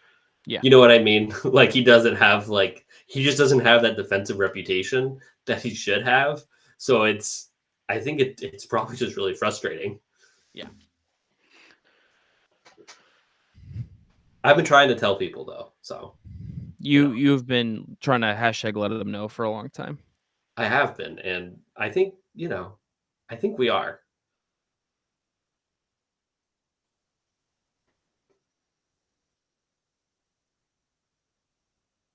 Darius has a screener. That's really fun to use Darius as a screener. Oh yeah. Even if it's just like it's not really like a hard screen by any means. He's just kind of like bumping, but it's good. That's really good. I love the way they're using guards as screeners. If you position yourself correctly, you're going to get the job done, even if you're just a second. You need a second. You need a second to make Giannis pause, and then you're fine. Right. Cool. Nice feed.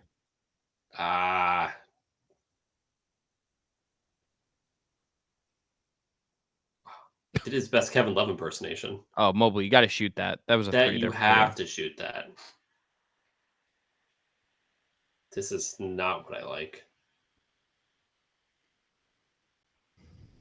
You got to just shoot that. That three. was bad. Footwork was good, but like you take that shot and then you kind of like you pause for a second and you let Giannis you give the room for Giannis to get that head of steam. Giannis is also one of the worst people for Mobley to go against in like a standstill post situation. Yes. So absolutely. Like that's just not what you want. So you end up passing up a good shot for a bad shot, which you really don't want to do. No, you don't.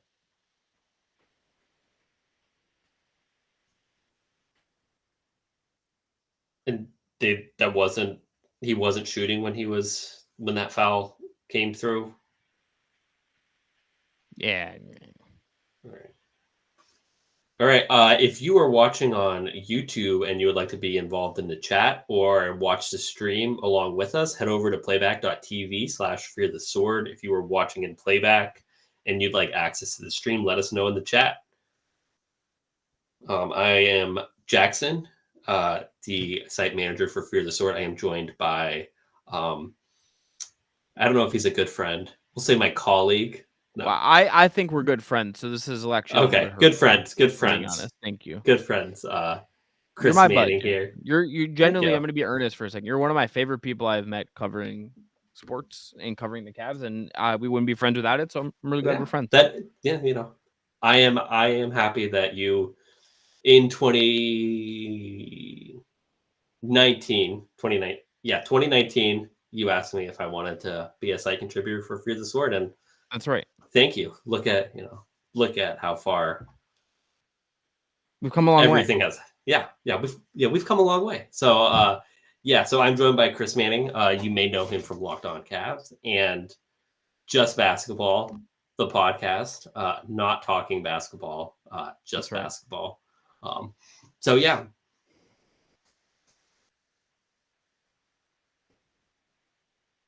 I still don't understand continuation rules. It's clear that there's some nuance I don't get. That's some players know how to get and others don't. Well, that was a foul on the screen.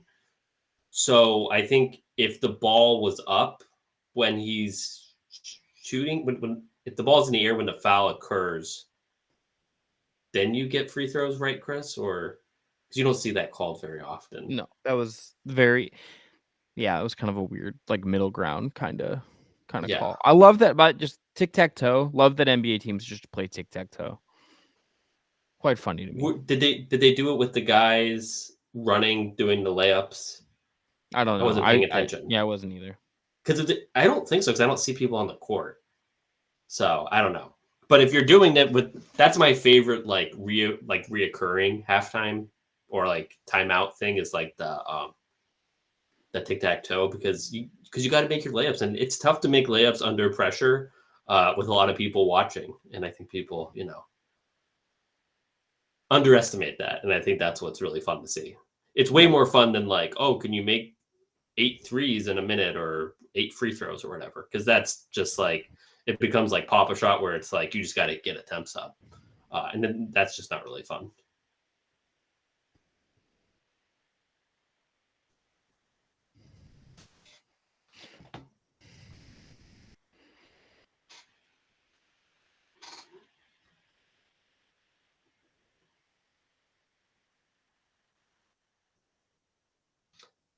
I don't know what Kenny Atkinson was confused about, but he seemed He seemed a little confused / annoyed about something that happened. Yeah. Good defense from Wade. I mean, he walled him off like 3 times and then put a good contest on that shot. I'm surprised Giannis didn't make that shot still, but, you know, phenomenal defense. And that's a shot that I don't know if Donovan Mitchell has ever missed. No, doesn't feel like it.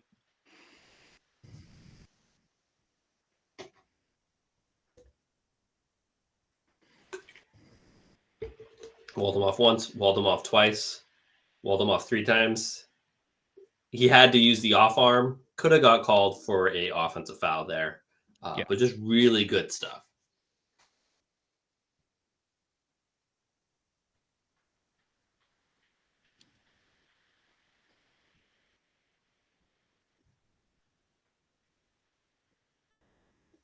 He has been, John. Tell him. Let him know. Don't get distracted. Talk about Dean Wade. Just like I was looking at some numbers for a second on Wade over his career. I was just thinking about it. And just also thinking about Dame and just like what you can do. I'm curious to see if this. I kind of want this game to be close because I would like to get Jackson some data for us and film for us to look at how they would handle a close late game situation with like an exploitable target. Ooh. Oh yeah, that's nice. That was nice. That was nice. Let's talk about an exploitable target. They did take advantage of Lillard, who was really not doing anything on that play defensively. No. And Giannis turned the corner like freakishly fast. I do definitely agree with you that it would be good. One thing I will say is that they relentlessly hunted Cat in that Knicks game, and that's the only other game that they had. It was like, oh, Cat, what if we just made you go into pick and roll 200 times? Yes. Good and then help, good somehow help. Cat recreated I'm sure you saw that recreated the when he posted up. Yes, that was great. Against Evan Mobley, and it's just like incredibly funny that the two guys it's happened against are DeMarcus Cousins and Evan Mobley, who could not be more different. Oh, nice pass, Sam. Bang. Yeah, he was at risk of getting blocked from the back there. Yeah, if that pass was just a little quicker, I think he would have gone up with it. But he, wall up. It's up. Ooh, I don't know about that. That's not a foul to me. I don't know. He just went straight up. How many fouls is that on Mobley? I think it's 4. I think that's 4. 3? Hopefully it's 3. Looking at the box, it's 3. It was 3 when I looked. I have the ESPN box open in the next tab to us, and it looked like 3. The problem with ESPN is that it's a little odd with how. Yeah, what do you use for your general box, like the CAVS media site? Absolutely not. I like opened that up once and I was like, no, thank you. For general box, I just use NBA.com. I think that's my favorite. And then I also like the looking at the game books. Oh yeah. The ones like that are actually online, because you could really, because you don't really have a good way to do like break it down by quarters any other way, and I think that's like super helpful. Yeah. The ESPN used some guy. I think it's gone now, or I just uninstalled it at some point. But there used to be a really good Chrome extension for ESPN NBA box scores when Kevin Arnovitz ESPN that he pointed out, and it was great. And it's just been nerfed, as a lot of ESPN things seem to just be kind of nerfed at this point. Yeah, I mean, I just don't like it. I think because it like cuts off some things. Mm-hmm. Yeah. Oh, nice. That was really good, Sam. Didn't make it, but like he has the awareness to just do that when other guys might have forced it, and it's just he's so skilled at that specific thing. Yeah. Yeah. Oh, he gotta like any left-handed pitcher who throws 84 miles per hour, his slider is disgusting. Yeah. So the sweeper is sweeping.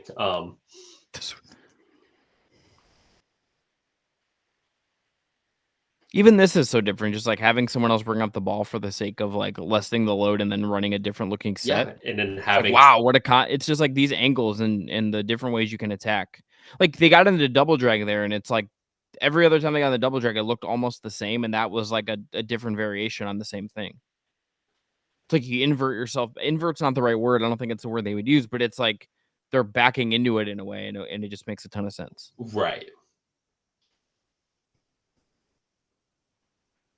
I hate that. I hate that. I'm sorry. Like, that is rewarding garbage basketball. Like, Isaac's reaction is how I want to throw my arms. Like, that is garbage. I'm not actually looking at you right now. Are you throwing your arms? Because like my face blocks the screen. Okay, you are. I like it. I appreciate it. I turned it back on. Thank you. I just am like, I just, it's not a shooting foul, thank goodness, but it's just like, I hate that, like, you can just like flail and call a foul. Yeah.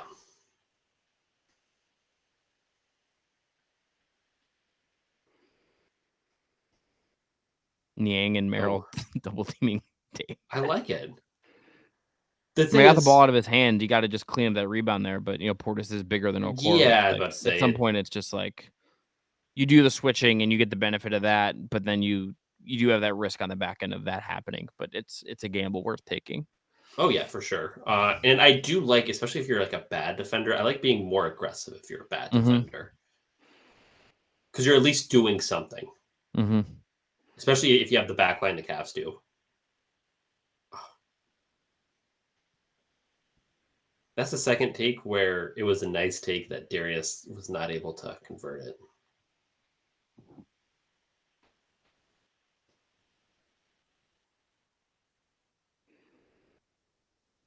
Yeah, I mean you'll sign up for that.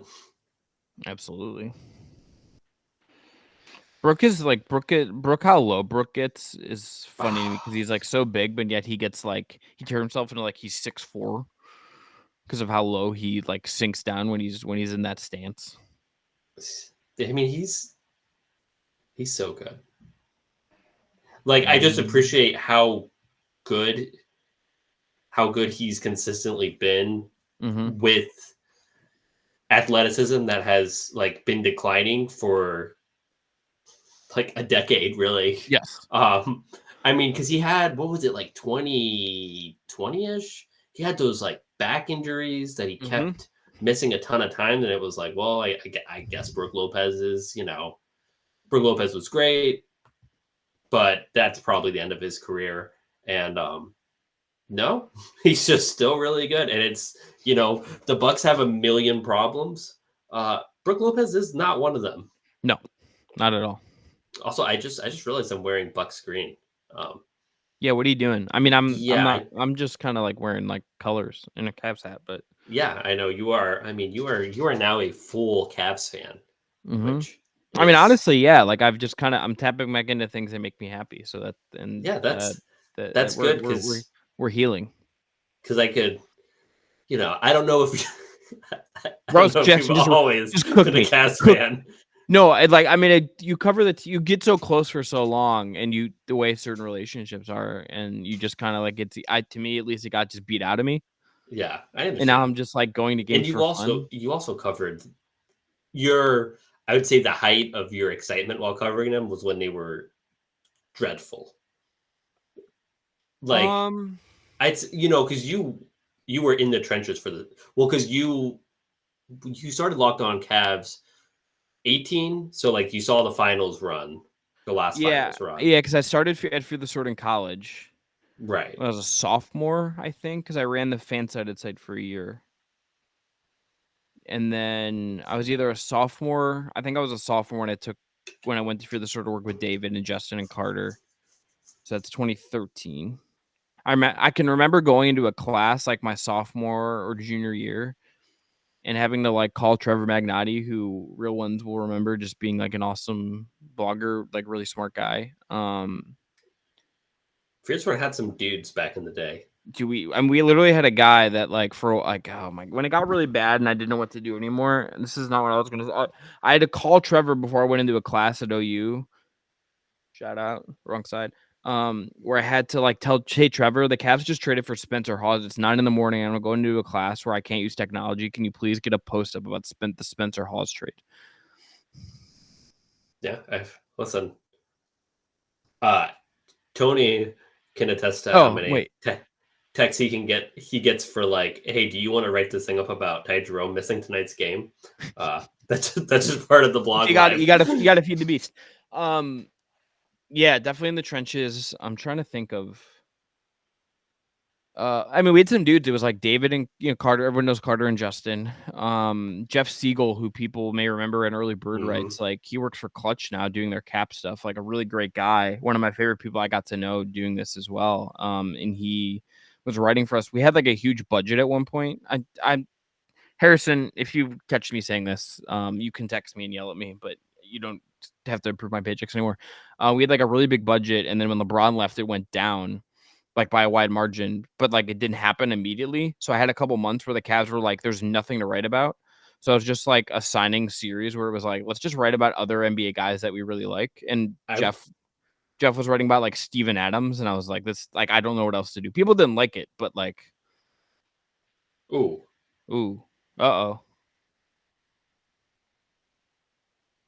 I don't like how he's holding his knee. Hopefully it's just one of those things. Look like a bump. You never know in the moment. I mean, you do sometimes know. Yeah, it's when I mean when it's like clearly like a non-contact thing you can see, and you slow it down, and it's like, oh, that guy just blew his Achilles. Oh, he's fine. Okay. Sean Watson. Listen, weird. I thought that you didn't know anything about the NFL. That's what I was just told when I made my when I was talking about Mr. Unlimited. Mr. Unlimited Danger Witch. Yeah. Oof. It's just a shame that the Danger Witch is not a meatball sub with mayo. Yeah, with spicy mayo. The Danger Witch is actually a meatball sub with spicy mayo. Ooh, some banana peppers and some jalapenos. Woo. Yeah, and like a chipotle, like not a chipotle mayo, just like a spicy aioli, like a sriracha aioli of some kind, which just be super offensive to Italians. Wow, people don't know this. I am Italian. Anyways, back to the basketball. Jared Allen going up and getting that ball was the best thing he's done all night. Yeah, I mean, I mean, not a high bar to clear, but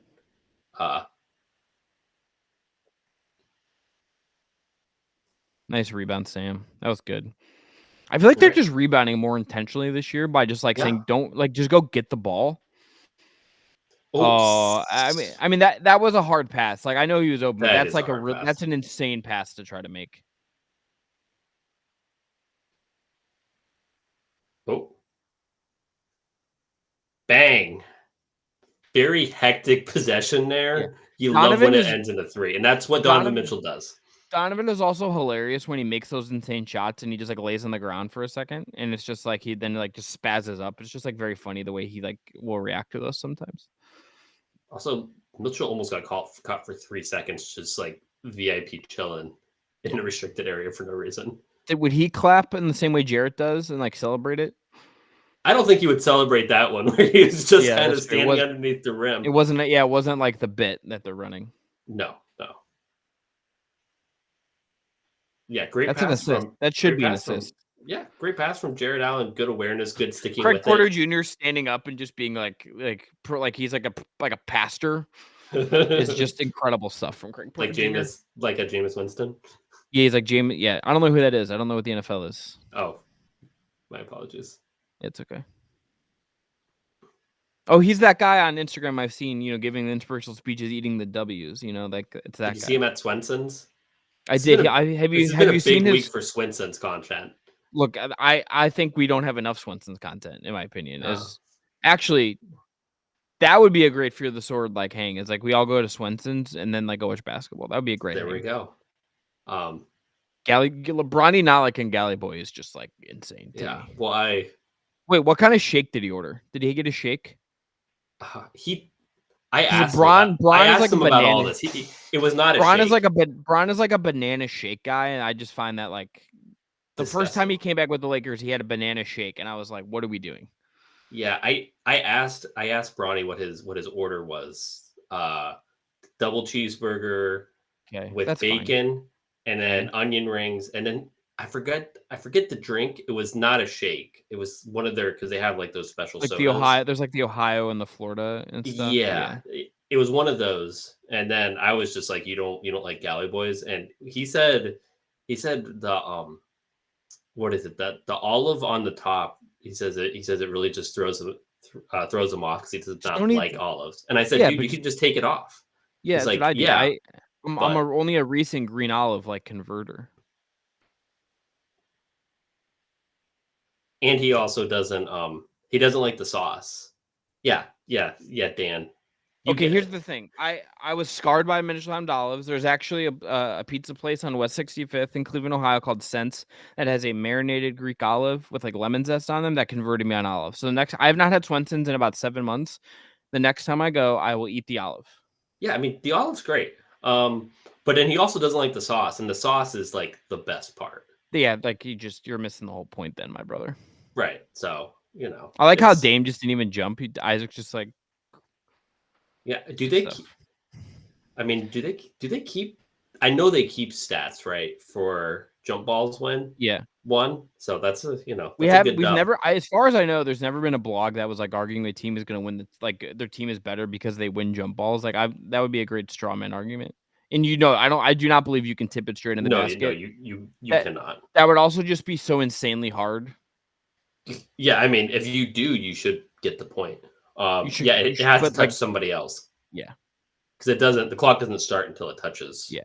The amount of like finagling it would take to be able to pull that off as like a play, as like you like design like a play for tip offs would just be like there's enough. The clock does start as soon as it's touched. It's inbound passes. Also, and Taven, that is why he wasn't trying. It was just funny to me that like Isaac's the one who jumps and Dame is just like I'm not even bothering because if both of them had opted out, they would have had to do it again because it would have just fallen to the ground and we would have endless loop. Yeah, maybe they agreed like, to it before. We didn't see it. Maybe they agreed. And Isaac's like I'll jump and like we'll get out of here. Maybe but yeah, so Bronny does not like the secret sauce. The sauce is phenomenal. So sauce is I've never had the bacon cheese, like a cheeseburger with bacon on it, but like without the sauce, it just feels like it's like you're like, what are we doing here? Oh yeah, it's galley, but you got it. Galley boy's a must. It's for sure. I either do the onion rings or I do the zucchini. Have you tried the fried mushrooms? I have. I'm not. I love them. I'm not a huge mushrooms person. Oh, okay. But when we go, I will try the mushrooms. Love the mushrooms. They're great. Okay. And then I do a shake or I do like a ginger ale because I'm 90 years old. I love ginger ale. That is the most Chris Manning take I've ever heard in my life. I fucking love ginger ale. Sorry, I don't know if I'm that's a great question. I won't do it again, but I do love ginger ale. I would say that I haven't experimented with a lot of the shakes there because they're frankly too expensive. So you don't want to like spend $6 and like, you know what, this shake kind of sucks. Yeah, no, it's a fair point. I mostly just know like with sweets, I'm probably gonna like it. Like I'm not like I will kind of try everything. I'm looking at the shake menu right now. They have some crazy ones. You could really mix them up. I guess I just would never do like a root beer shake. I was about to say that's the one you need to try. Like somebody convinced me to get it, and I'm like, this is phenomenal. Yeah, so I love a peanut butter shake. I love a coffee shake. To me is probably usually where I go. All right. I want to say I'm looking at the I just flipped over. I had pulled up the YouTube comments just on Tony's channel where this is going.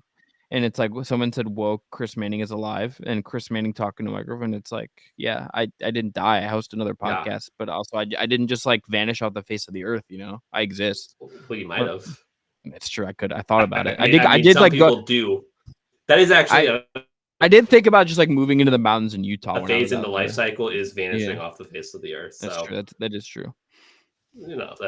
I'm glad you didn't. Yeah. I'm glad you didn't. Yeah.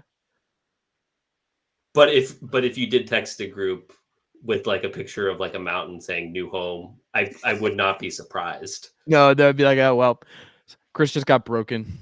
But you also love Cleveland too much. All right, I do. We need to get back. I do love get back Cleveland, to this game. I do love Cleveland, Ohio. I live literally in the city, so I can. Part of the reasons I could walk the Cavs and Guardians games. It's great. In charge games. I will buy a ticket to go to a charge game this year. I will. I have lots more time now, Jackson. I don't host a podcast every day of the week. I think if you applied for credentials, you could. With the podcast, I'm not opening up that Pandora's box for myself again because I would just end up working way too much again. You don't want to see. Gotta tell you, if I'm the Bucks, I don't want anyone but Giannis and like Brook Lopez, and like I don't want like Jackson or DeLon Wright shooting. But I think that's kind of the problem. Yeah. That's you. And need then say Merrill's just shoot. Doing that, you and need it's like other people to shoot. Like that's the. Yeah. So there's no that's the problem. Like you can't play 82 games. That's an offensive foul. That's an offensive foul. That's not a foul on the Cavs. There's no way. Let me see that. Run it back. Yeah. Okay. There you go. I've never had the potato teasers. What are the potato teasers? I'm gonna look at a photo of them and tell you. We're supposed to get away from. We have to save the Swenson's talk for timeouts. Okay. Yeah. Gotta stay focused, Chris. Yeah, that's fine. No. Tater tots with cheese and jalapenos. Yeah, they're good. That sounds good. You gotta. It's heavy. You gotta like really like. I mean, you gotta like. You gotta. Yeah, but you gotta like not. You gotta like fast in the morning before to really get the most out of Swenson, so your calories aren't on a whack. Look at the footwork. Ugh. Oh, we just said we've never seen him miss that shot, and he literally missed it. He did miss it. Okay, Jackson, hypothetical. Would you rather have to defend Giannis when he's running full speed like that, or take a hit from TJ Watt? I mean, defend Giannis because at least TJ Watt. At least Giannis isn't trying to actively. Okay, but with the caveat that Giannis is going to put his shoulder into your chest. Oh yeah, it's going to be. Yeah, it's going to be bad. I might. Yeah, TJ Watt. Oh yeah. TJ Watt. That was really good. That was really good. Woo, Sam Merrill. Yeah, brother. Wow. Huge high five from Mike Garrity, who coached him with the Cleveland Charge. Yeah. That cut from him was just. Well, he's he does do a phenomenal job of leveraging. Like everyone, his defender thinks, okay, he's just going to run to the corner there. He's not looking for the pass. No, so he slips into the wide open space. He does the smartest thing he could in that position. Yeah. Yeah, he does really understand spacing, and that's why he's so useful, and that's why, guys like I do want to hate on people. That's literally my favorite thing, and that's why guys like Dylan Windler are not playing NBA basketball because they don't understand how to leverage what they do best. And I do really. I would. Dylan Windler's like an interesting test case, though. I can't believe Dylan Windler came up. Jackson, oh my god. I mean, I can't believe he did that. I started blogging for Fear the Sword in the height of Dylan Windler mania. If he doesn't get hurt right away and has a better coach, I think there's a chance that he is just better because of the situation where you enter does make a difference. Oh yeah, for sure. I think he's also. He never moved. Like he was just like a standstill shooter. Like that is the way I know you said that to me at least a bunch where he didn't have to move. He just was like he doesn't have the reckless trigger that you need if you are not going to move. And one of the things is that's why there was a brief moment playing for the Charge before he got hurt again, unfortunately, at the end of the 2022-23 season, where 30 rebound G League game, by the way, for him. Incredible stuff. When he was shout out Dan. When he was being used as a 4, and I know you can do it in the G League much easier, but it's like it just opens up everything because you have a big guarding you now, or at least a bigger guy. And I still kind of think that if he ever was going to make an NBA career, it's like a backup small 4. Because the biggest thing with a 4 is you need the rebounding. And I like Dylan Windler is such a good rebounder. It's unbelievable. Yeah. When it's hard to really describe until you like see him up close. You're like, every time the ball's slightly coming off the rim, it's like, oh, Dylan Windler's running to the exact spot it needs to be. He's beating everybody there.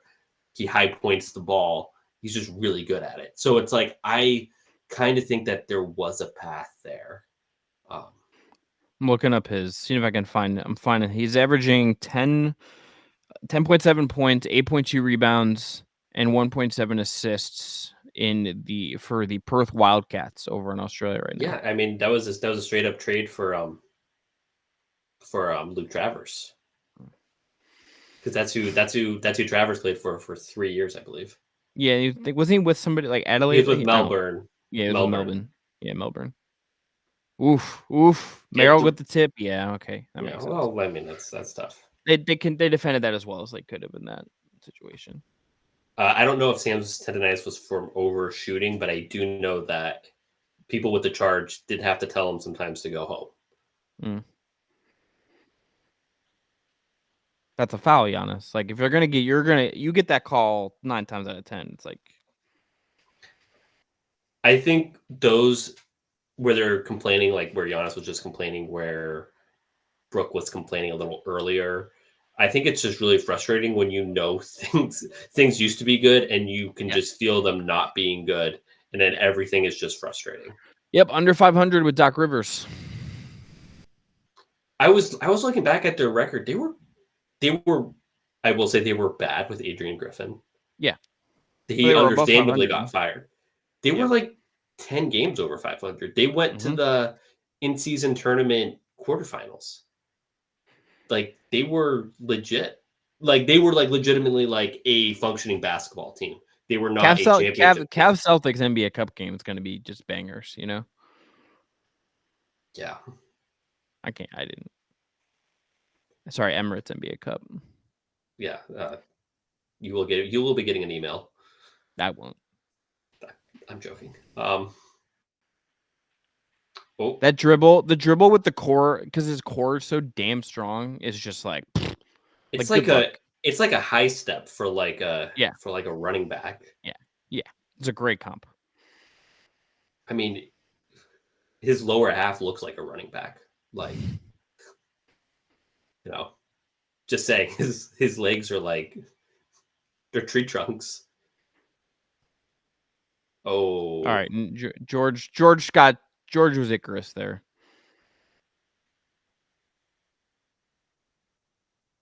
Oh boy, how did Niang end up on the ground again? Don't know. Back cut again from Sam. Feed. Yep. That was good. The process there was really good. The process was good. I do think I want to put Mobley and Garland back into this game like now. I want to at least take Niang out. If you don't want to, it seemed like that's not when you wanted to take a timeout. Like Giannis had a head of steam coming from half court. Yeah, he mismanaged that. That's a shock. Not to get political, but did you see that ad about like it's fourth quarter? The jokes that I saw about that, I was like, you don't even need to write the jokes; they write themselves. No, yeah, it was just people being like, the fourth quarter jokes were just like it's literally the last person. Yeah, it's tough, bro. And then shout out to Darvin. It's easy to forget. Tony, pretty sure Niang just fell down 4 times in 45 seconds. Tony, that's pretty accurate. Tony, text us if you want to go to Swenson's with us. Like, confirmation, okay? Is that a PB as a personal best? I bet you George Niang has fell down like 10 times in practice in that sense. It's not like an indictment on him. It just like it should. I mean, that means he got up 4 times in 45 seconds is incredible stuff. That's so good. That's so good. Jackson, I as long as the people didn't hate me doing this, I'm telling you, I've had a lot of fun doing this. I want to do this again. Yeah, dude. Okay. Listen, I'm having a great you can be time. on again. Yeah, it is. I mean, it is honestly fun. What is going on here? Honestly, they're not shooting. I love that there is like clearly an interest. He texted us. Good job, Tony.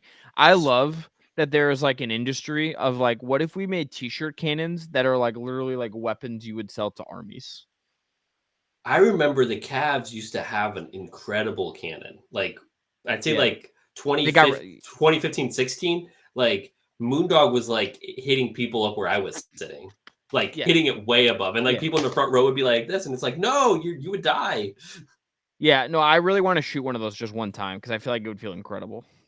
Probably does. But yeah, they don't do that anymore.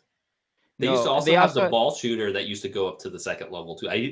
There was like a season where I kept getting balls, like the little like yeah. McDonald's balls. Did your wife miss going to games now that you cover a bunch of games? Oh, she doesn't miss going to games, but we are planning on going to the Cavs and Mavs in Nice. February. So Nice. we have that on the calendar. Nice. Yeah. She loves Cavs games. Yeah, I mean Cavs games are fun. They're great. Yeah, maybe we need to become like big Lake Erie Monsters fans or something to replace You know, that. honestly, I was talking to my dad about how I've never been to one of those games, and I kind of You've want to never go. been to a Lake Erie Monsters game? Not That's a what we'll hockey guy. do. We'll get Swenson's and Lake Erie Monsters. Okay, back to the game. Yeah, we're doing that. That's in. All right, Mobley back in.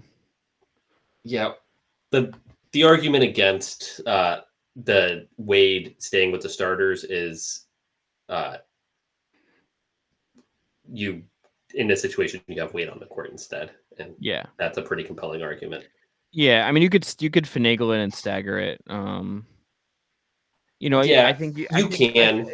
Strus also definitely has like I think a little bit like he's obviously not going to give you he's just smaller, so that the defensive thing is a question. Ooh. But I think there is something with him to being like a little bit better of a mover of the ball at times. Like he is a little bit more like inclined for that kind of stuff. And I do think there's more like utility for him running on. If you wanted to say, hey, we're gonna run someone off screen, you couldn't do that with him like a little bit, I think, cleaner. Like he's a little more flexible in that sense than Wade. I think he's a worse shooter than his reputation is. Yeah, I mean he definitely is. He runs really hot and then he runs really cold. Yeah. Like low-key, I think Jetty's a better shooter. But the difference is Jetty Osman. Anyways, but the difference is that you're I should have made bingo. I'm breaking a bingo card for next time of like guys you can mention. It's gonna be good. I didn't bring my Jetty water cup here. That's usually what I usually use for the streams. Bang. Big Sam Merrill 3. Yeah. I mean, second out of a back-to-back against a desperate team, you need a Sam Merrill like really nice defense from Evan Mobley there. Push really it great 5-on-4 and it's fouled. Like get fouled, Evan. Don't get the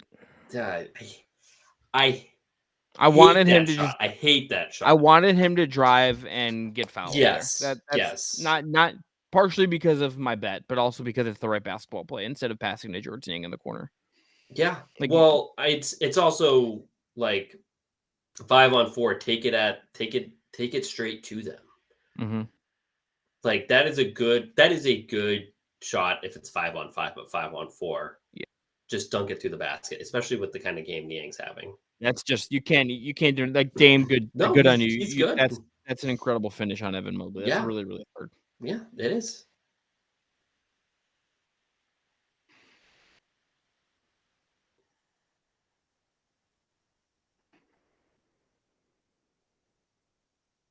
That's what he needed to do the previous possession.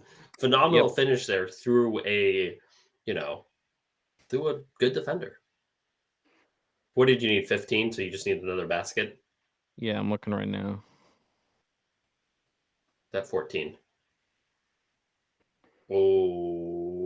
Knew that was going in, brother. Yeah.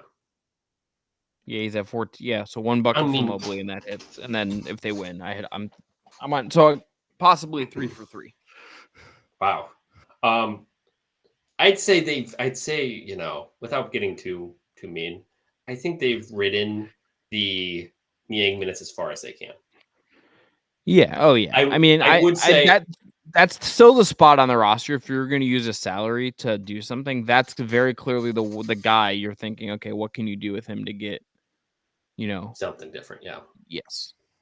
Yeah. Unfortunately, he's not an expiring, so you can't even sell a team on that. You still have to pay him for the next year too. Yeah. So that's where it becomes a lot more feasible in 25, 26. Yeah. But yeah, I also would be okay with going back to Wade as well in place of Okoro. I think Okoro's had a really good game. I do still like Wade in those situations, kind of. But I'm also fine with Okoro. Also, there's no reason why you can't play them both. Right, 100%. So you definitely still going with Niang. Yeah. Yeah, well, hopefully he gets some shots.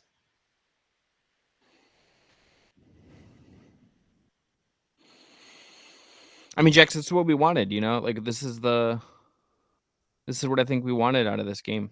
Yeah. Oh, nice dribble there. Nice take. The foul. No way. Are they calling an offensive foul? No way. I need to see that again. Yeah. Like, did his arm go out? Did the knee hit? I don't. He's going to challenge it. I think he is. I don't know how that's a foul on Evan Mobley. If anything, that's no foul. Like, but that's definitely a foul. That's a foul on Giannis. He comes in. It's a foul on Giannis for hitting him in the leg and making him fall. Yeah, I don't. Oh, they didn't challenge it. Yeah, it's a mistake. That's a mistake. That is a mistake because that's 106, 103 is different. Yeah, that's 2 points. Yeah, I don't know what happened there, but that was not good. You can't have Niang out there.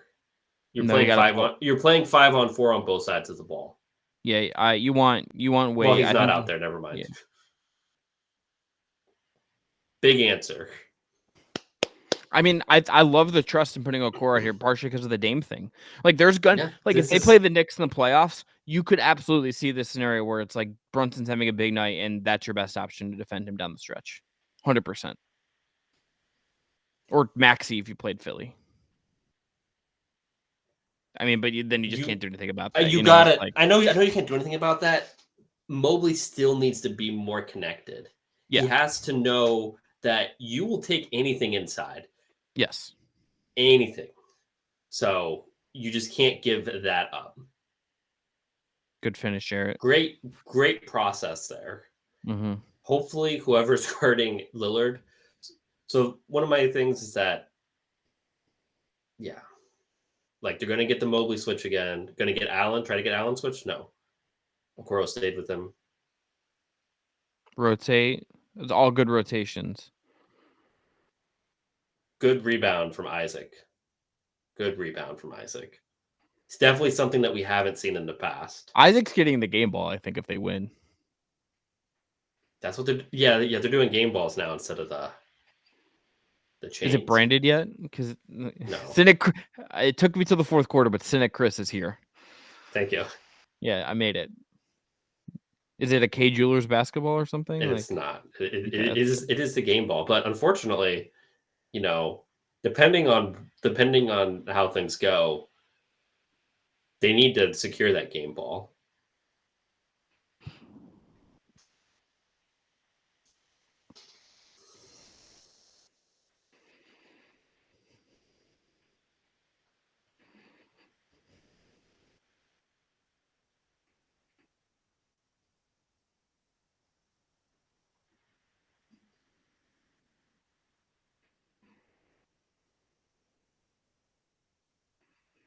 That's not a shooting foul, though, right? No, I don't think so. Didn't feel like it at least. Giving some info.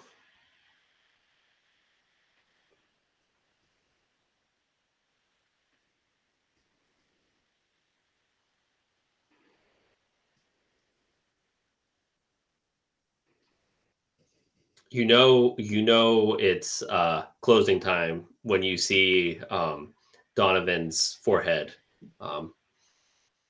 wrinkle like that. Yeah.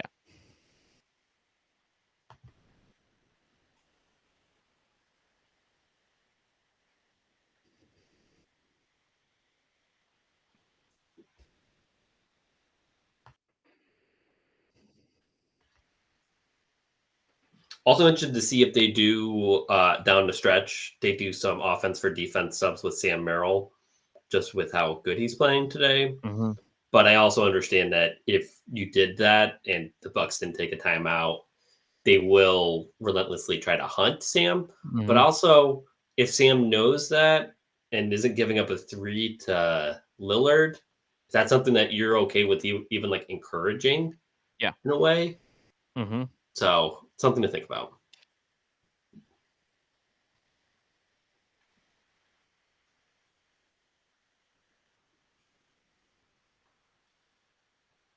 Thought that was going in, just One of the based things- on what we. I think they're with using Okoro as a screener there. They didn't double, but they should have doubled off that because it's really hard to use them like that when you have the 2 bigs on the floor. Yep. I think there's a case here to pull Jared. Someone put this in the chat, but I do think there is a case here to take Jared out and put Dean in. There is, yes. But I also do understand it's like you have that back wall. It's like you're protecting the rim, and the Bucks want to get to the rim with Giannis like that. That's something you can live with. Your space. It's like you can see even from there. It's harder to find Mobley that space interior with this 5. It is just a little less space inside for him to do some damage. Also, I do also think that Kenny is way more invested in the process as opposed to the results right now in the season, which I think is valid. I think that's correct. You know.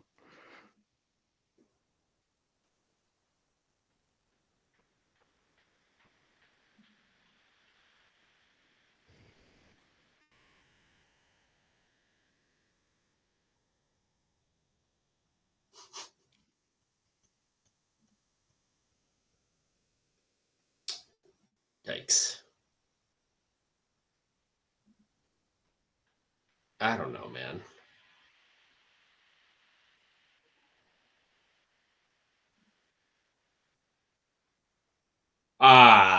That's unfortunate. Yeah, but this is where Jared Allen's helpful. Jared Allen. This is where the 2016 Cavs would be screwed. I don't think Tristan Thompson ever won a jump ball. No. They should never been a big jumper, you know? No. They should have used LeBron more in those situations. Just, Yeah. Really. LeBron, can you just do this other thing for us, please? I mean, he would have a better chance than Tristan. I know. Yeah. It's true. Brooke is also a good. That's a no way. I don't know about that. There's no way. I don't know, maybe from my angle, but it looked like he just sweeped them.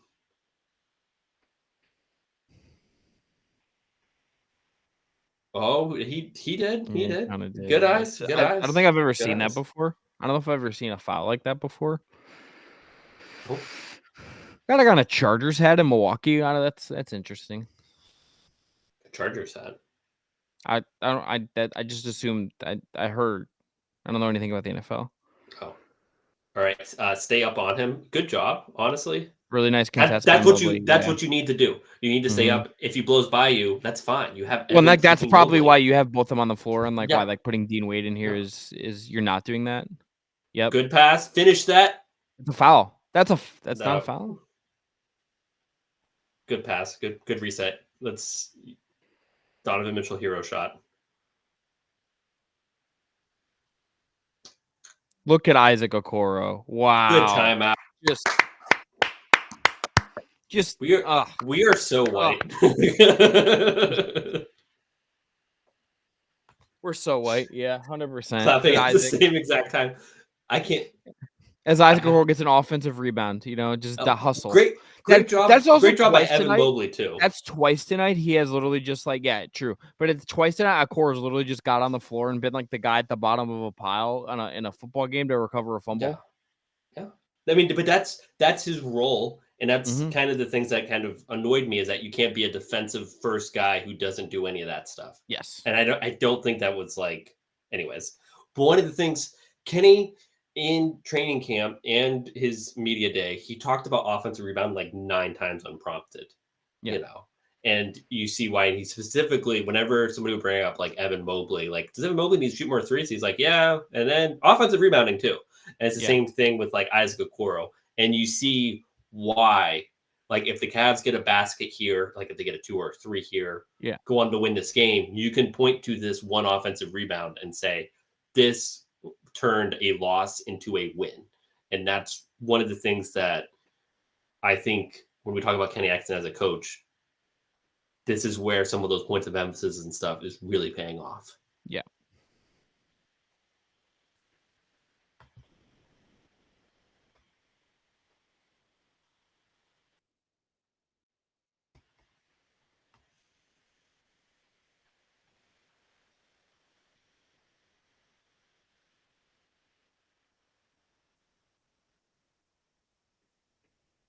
Nice pass. It's a foul. That is a foul.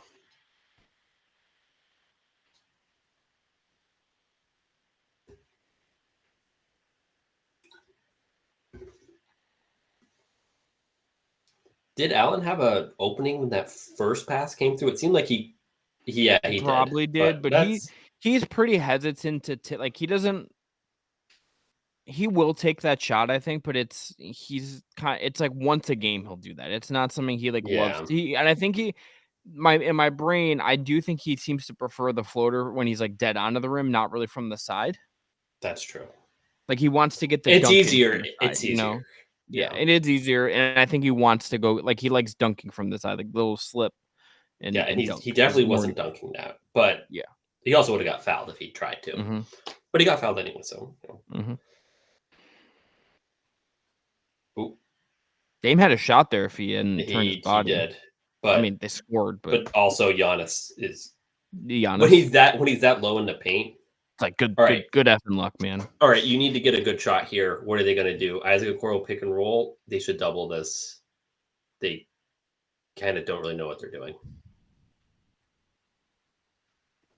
I couldn't get it there. Evan freaking Mobley. Nice pass. Oh, that was a great block. All right, you got it. 5 on reset. I think you got to get a good shot here. You got to get yeah. He foul hunted there. I don't like that. He did. That was not good.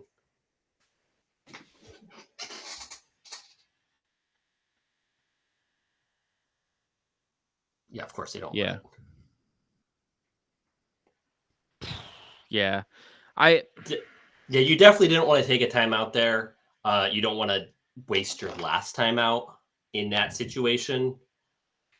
You do want a better shot there from Donovan. It seemed like I like that little. It looked like Darius was going to come up and set a screen. I would have liked if he continued setting that screen. Yeah, I mean, a couple of just great defensive plays too have really kind of kept this, like the Brook block and the Mobley block on Giannis. I don't know if that was going to be credited as a block, but at least the contest, are just like, that's all defense level, game changing plays. Like that is outstanding from both those guys.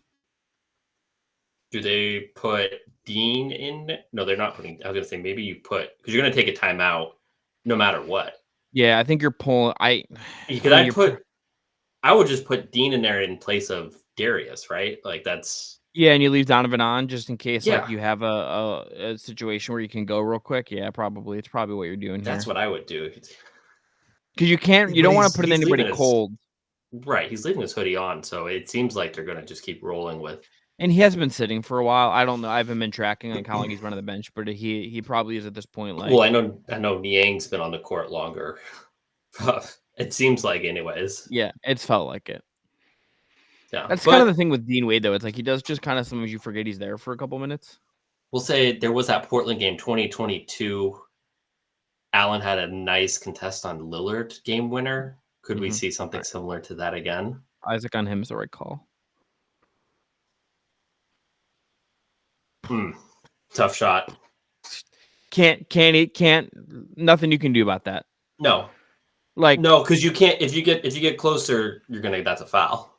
You're gonna foul, and then I'd rather that's. I guess maybe you could say he should be a little closer on the inbounds, but I get you want to. Yeah, I mean he just creates space so well. Yeah, that big step back.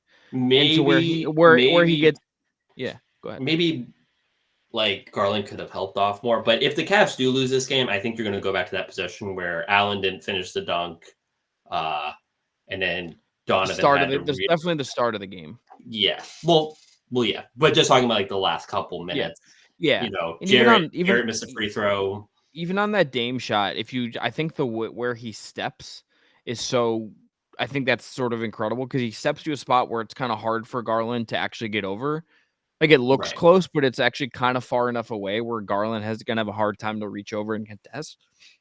Yeah. But, Dame. you know, Dame's pretty good.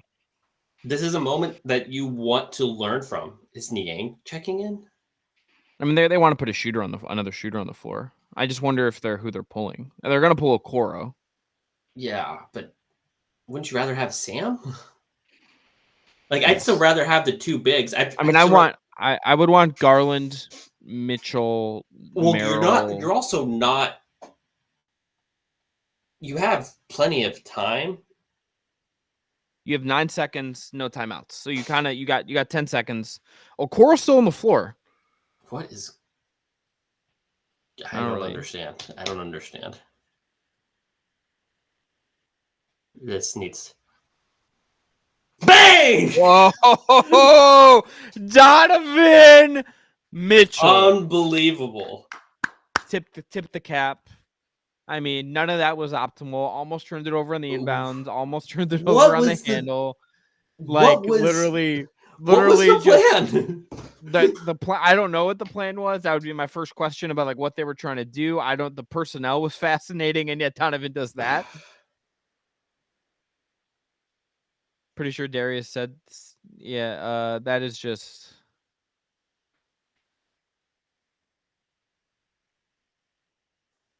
Yeah, when he turns around with the hand and to create a little bit of leverage on the hip without fouling is really, really good stuff.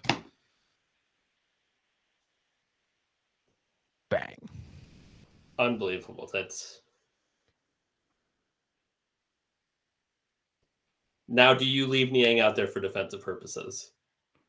Or do you sub Isaac off and put Sam Merrill out there for a defensive? Yeah, I mean, based on the logic of what that previous, was, maybe they wanted Isaac there for like offensive rebounding. I could see that logic now that I'm like thinking about it, but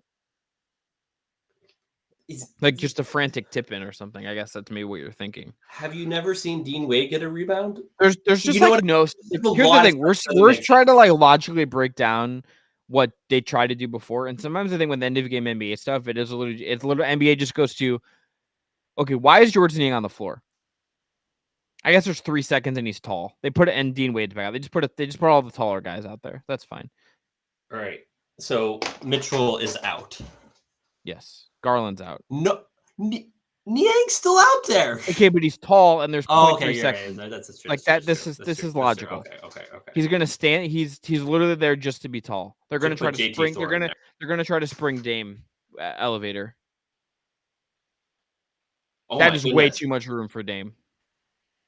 Oh my goodness! Really, what a great win for the Cleveland Cavaliers! What a great win for the Cleveland Cavaliers, Jackson.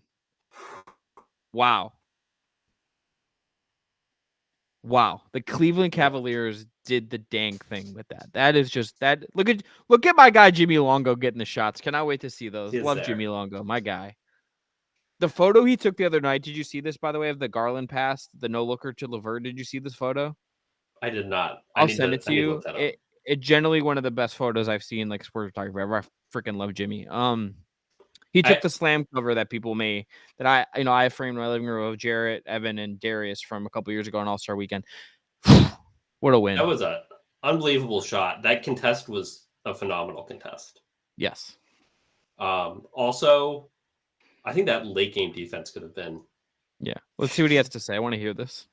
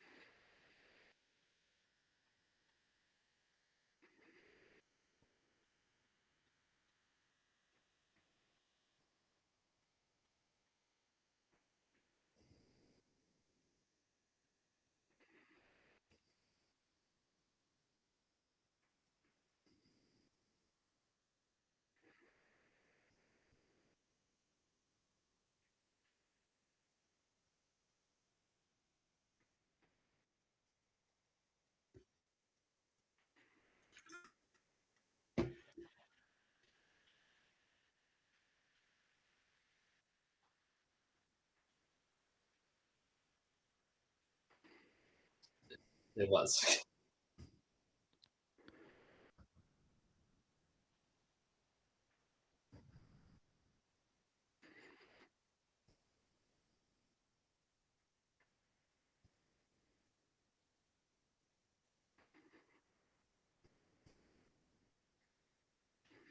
Yeah, good stuff. Good stuff there. Unbelievable. I can't believe that they won that game.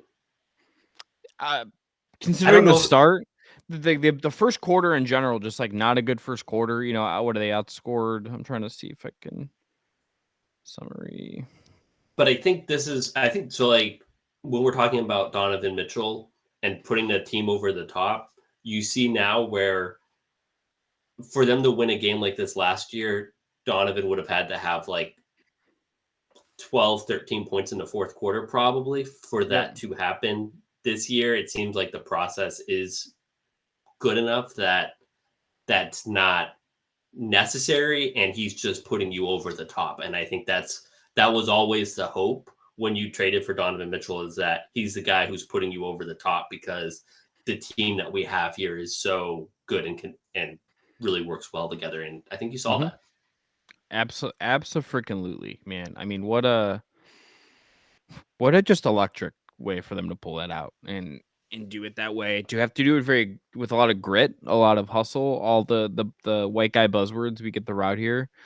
As Derpy Guardians put in the thing, it's like, what a heart attack win. It's like, have that abysmal start, have a pretty abysmal first quarter, to have Okoro and Merrill really be like the driving forces. I mean, to your point about like that needing to be a 12-point Mitchell fourth quarter before, it's just like, that tells you just like, that's the kind of win that reflects so well on what this team is about energy wise. You know, it's one of those things where it tells you so much about like what this team I think has like as a connectivity issue and a toughness and all the things that maybe we didn't feel like were there a year ago or 2 years ago. It feels like this is one of those things that tells you this team is about different stuff this year, that there's a different energy there that they can really build with. That's what that win tells me more than anything else.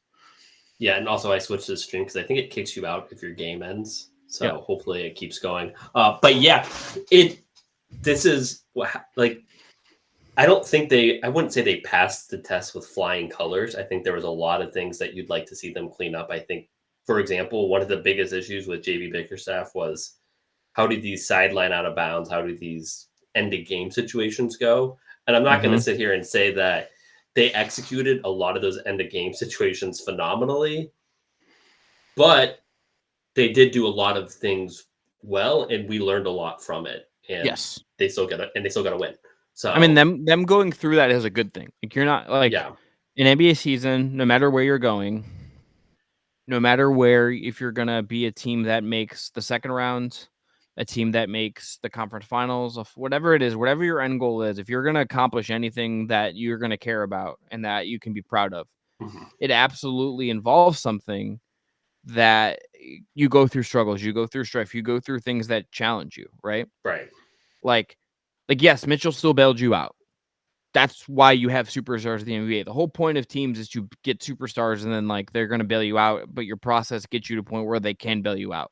You don't want the bailing out to be plan A. You want bailing out to be the thing you can lean on when everything else doesn't go right, and you go through the struggle. You make a comeback. You fight, do all this fighting and this gritting, and you dive for rebounds, and you have a good game from a guy you're not expecting it from, and the star puts you over the edge. Like, that is why you. That's the superpower of having stars on your team if you're doing it the right way. Yeah. I definitely agree. And I think it will be interesting to see them play on Monday again. You get that game again. How does it look? You know, you would think that the Cavs would be better off because they're going to be more rested and they are the better team. But the Bucks are that much more, their backs are even that much more against the wall. They're going to be incredibly desperate Monday. They're going to be incredibly desperate to get a win back on Monday. Yeah, because 1-6, like, 1-6, you're leading off, because they're not going to be leading off, first take and stuff on Monday because the NFL. But if they lose on Monday, Tuesday, it's like they're going to be a 1A sports story if they start off 1-6, and you don't want that, So their backs are going to be against the wall. They're going to be even more desperate. They're not going to have that same level of like Dame's not going to have a 40-point game again, just No, because and but you, that's not how basketball works. and like it will like be just because of the Greek factor with the Cleveland fans, how it always is. Like it will be like an environment I'm sure Giannis will feel some comfort in and whatnot. So like there's something to that.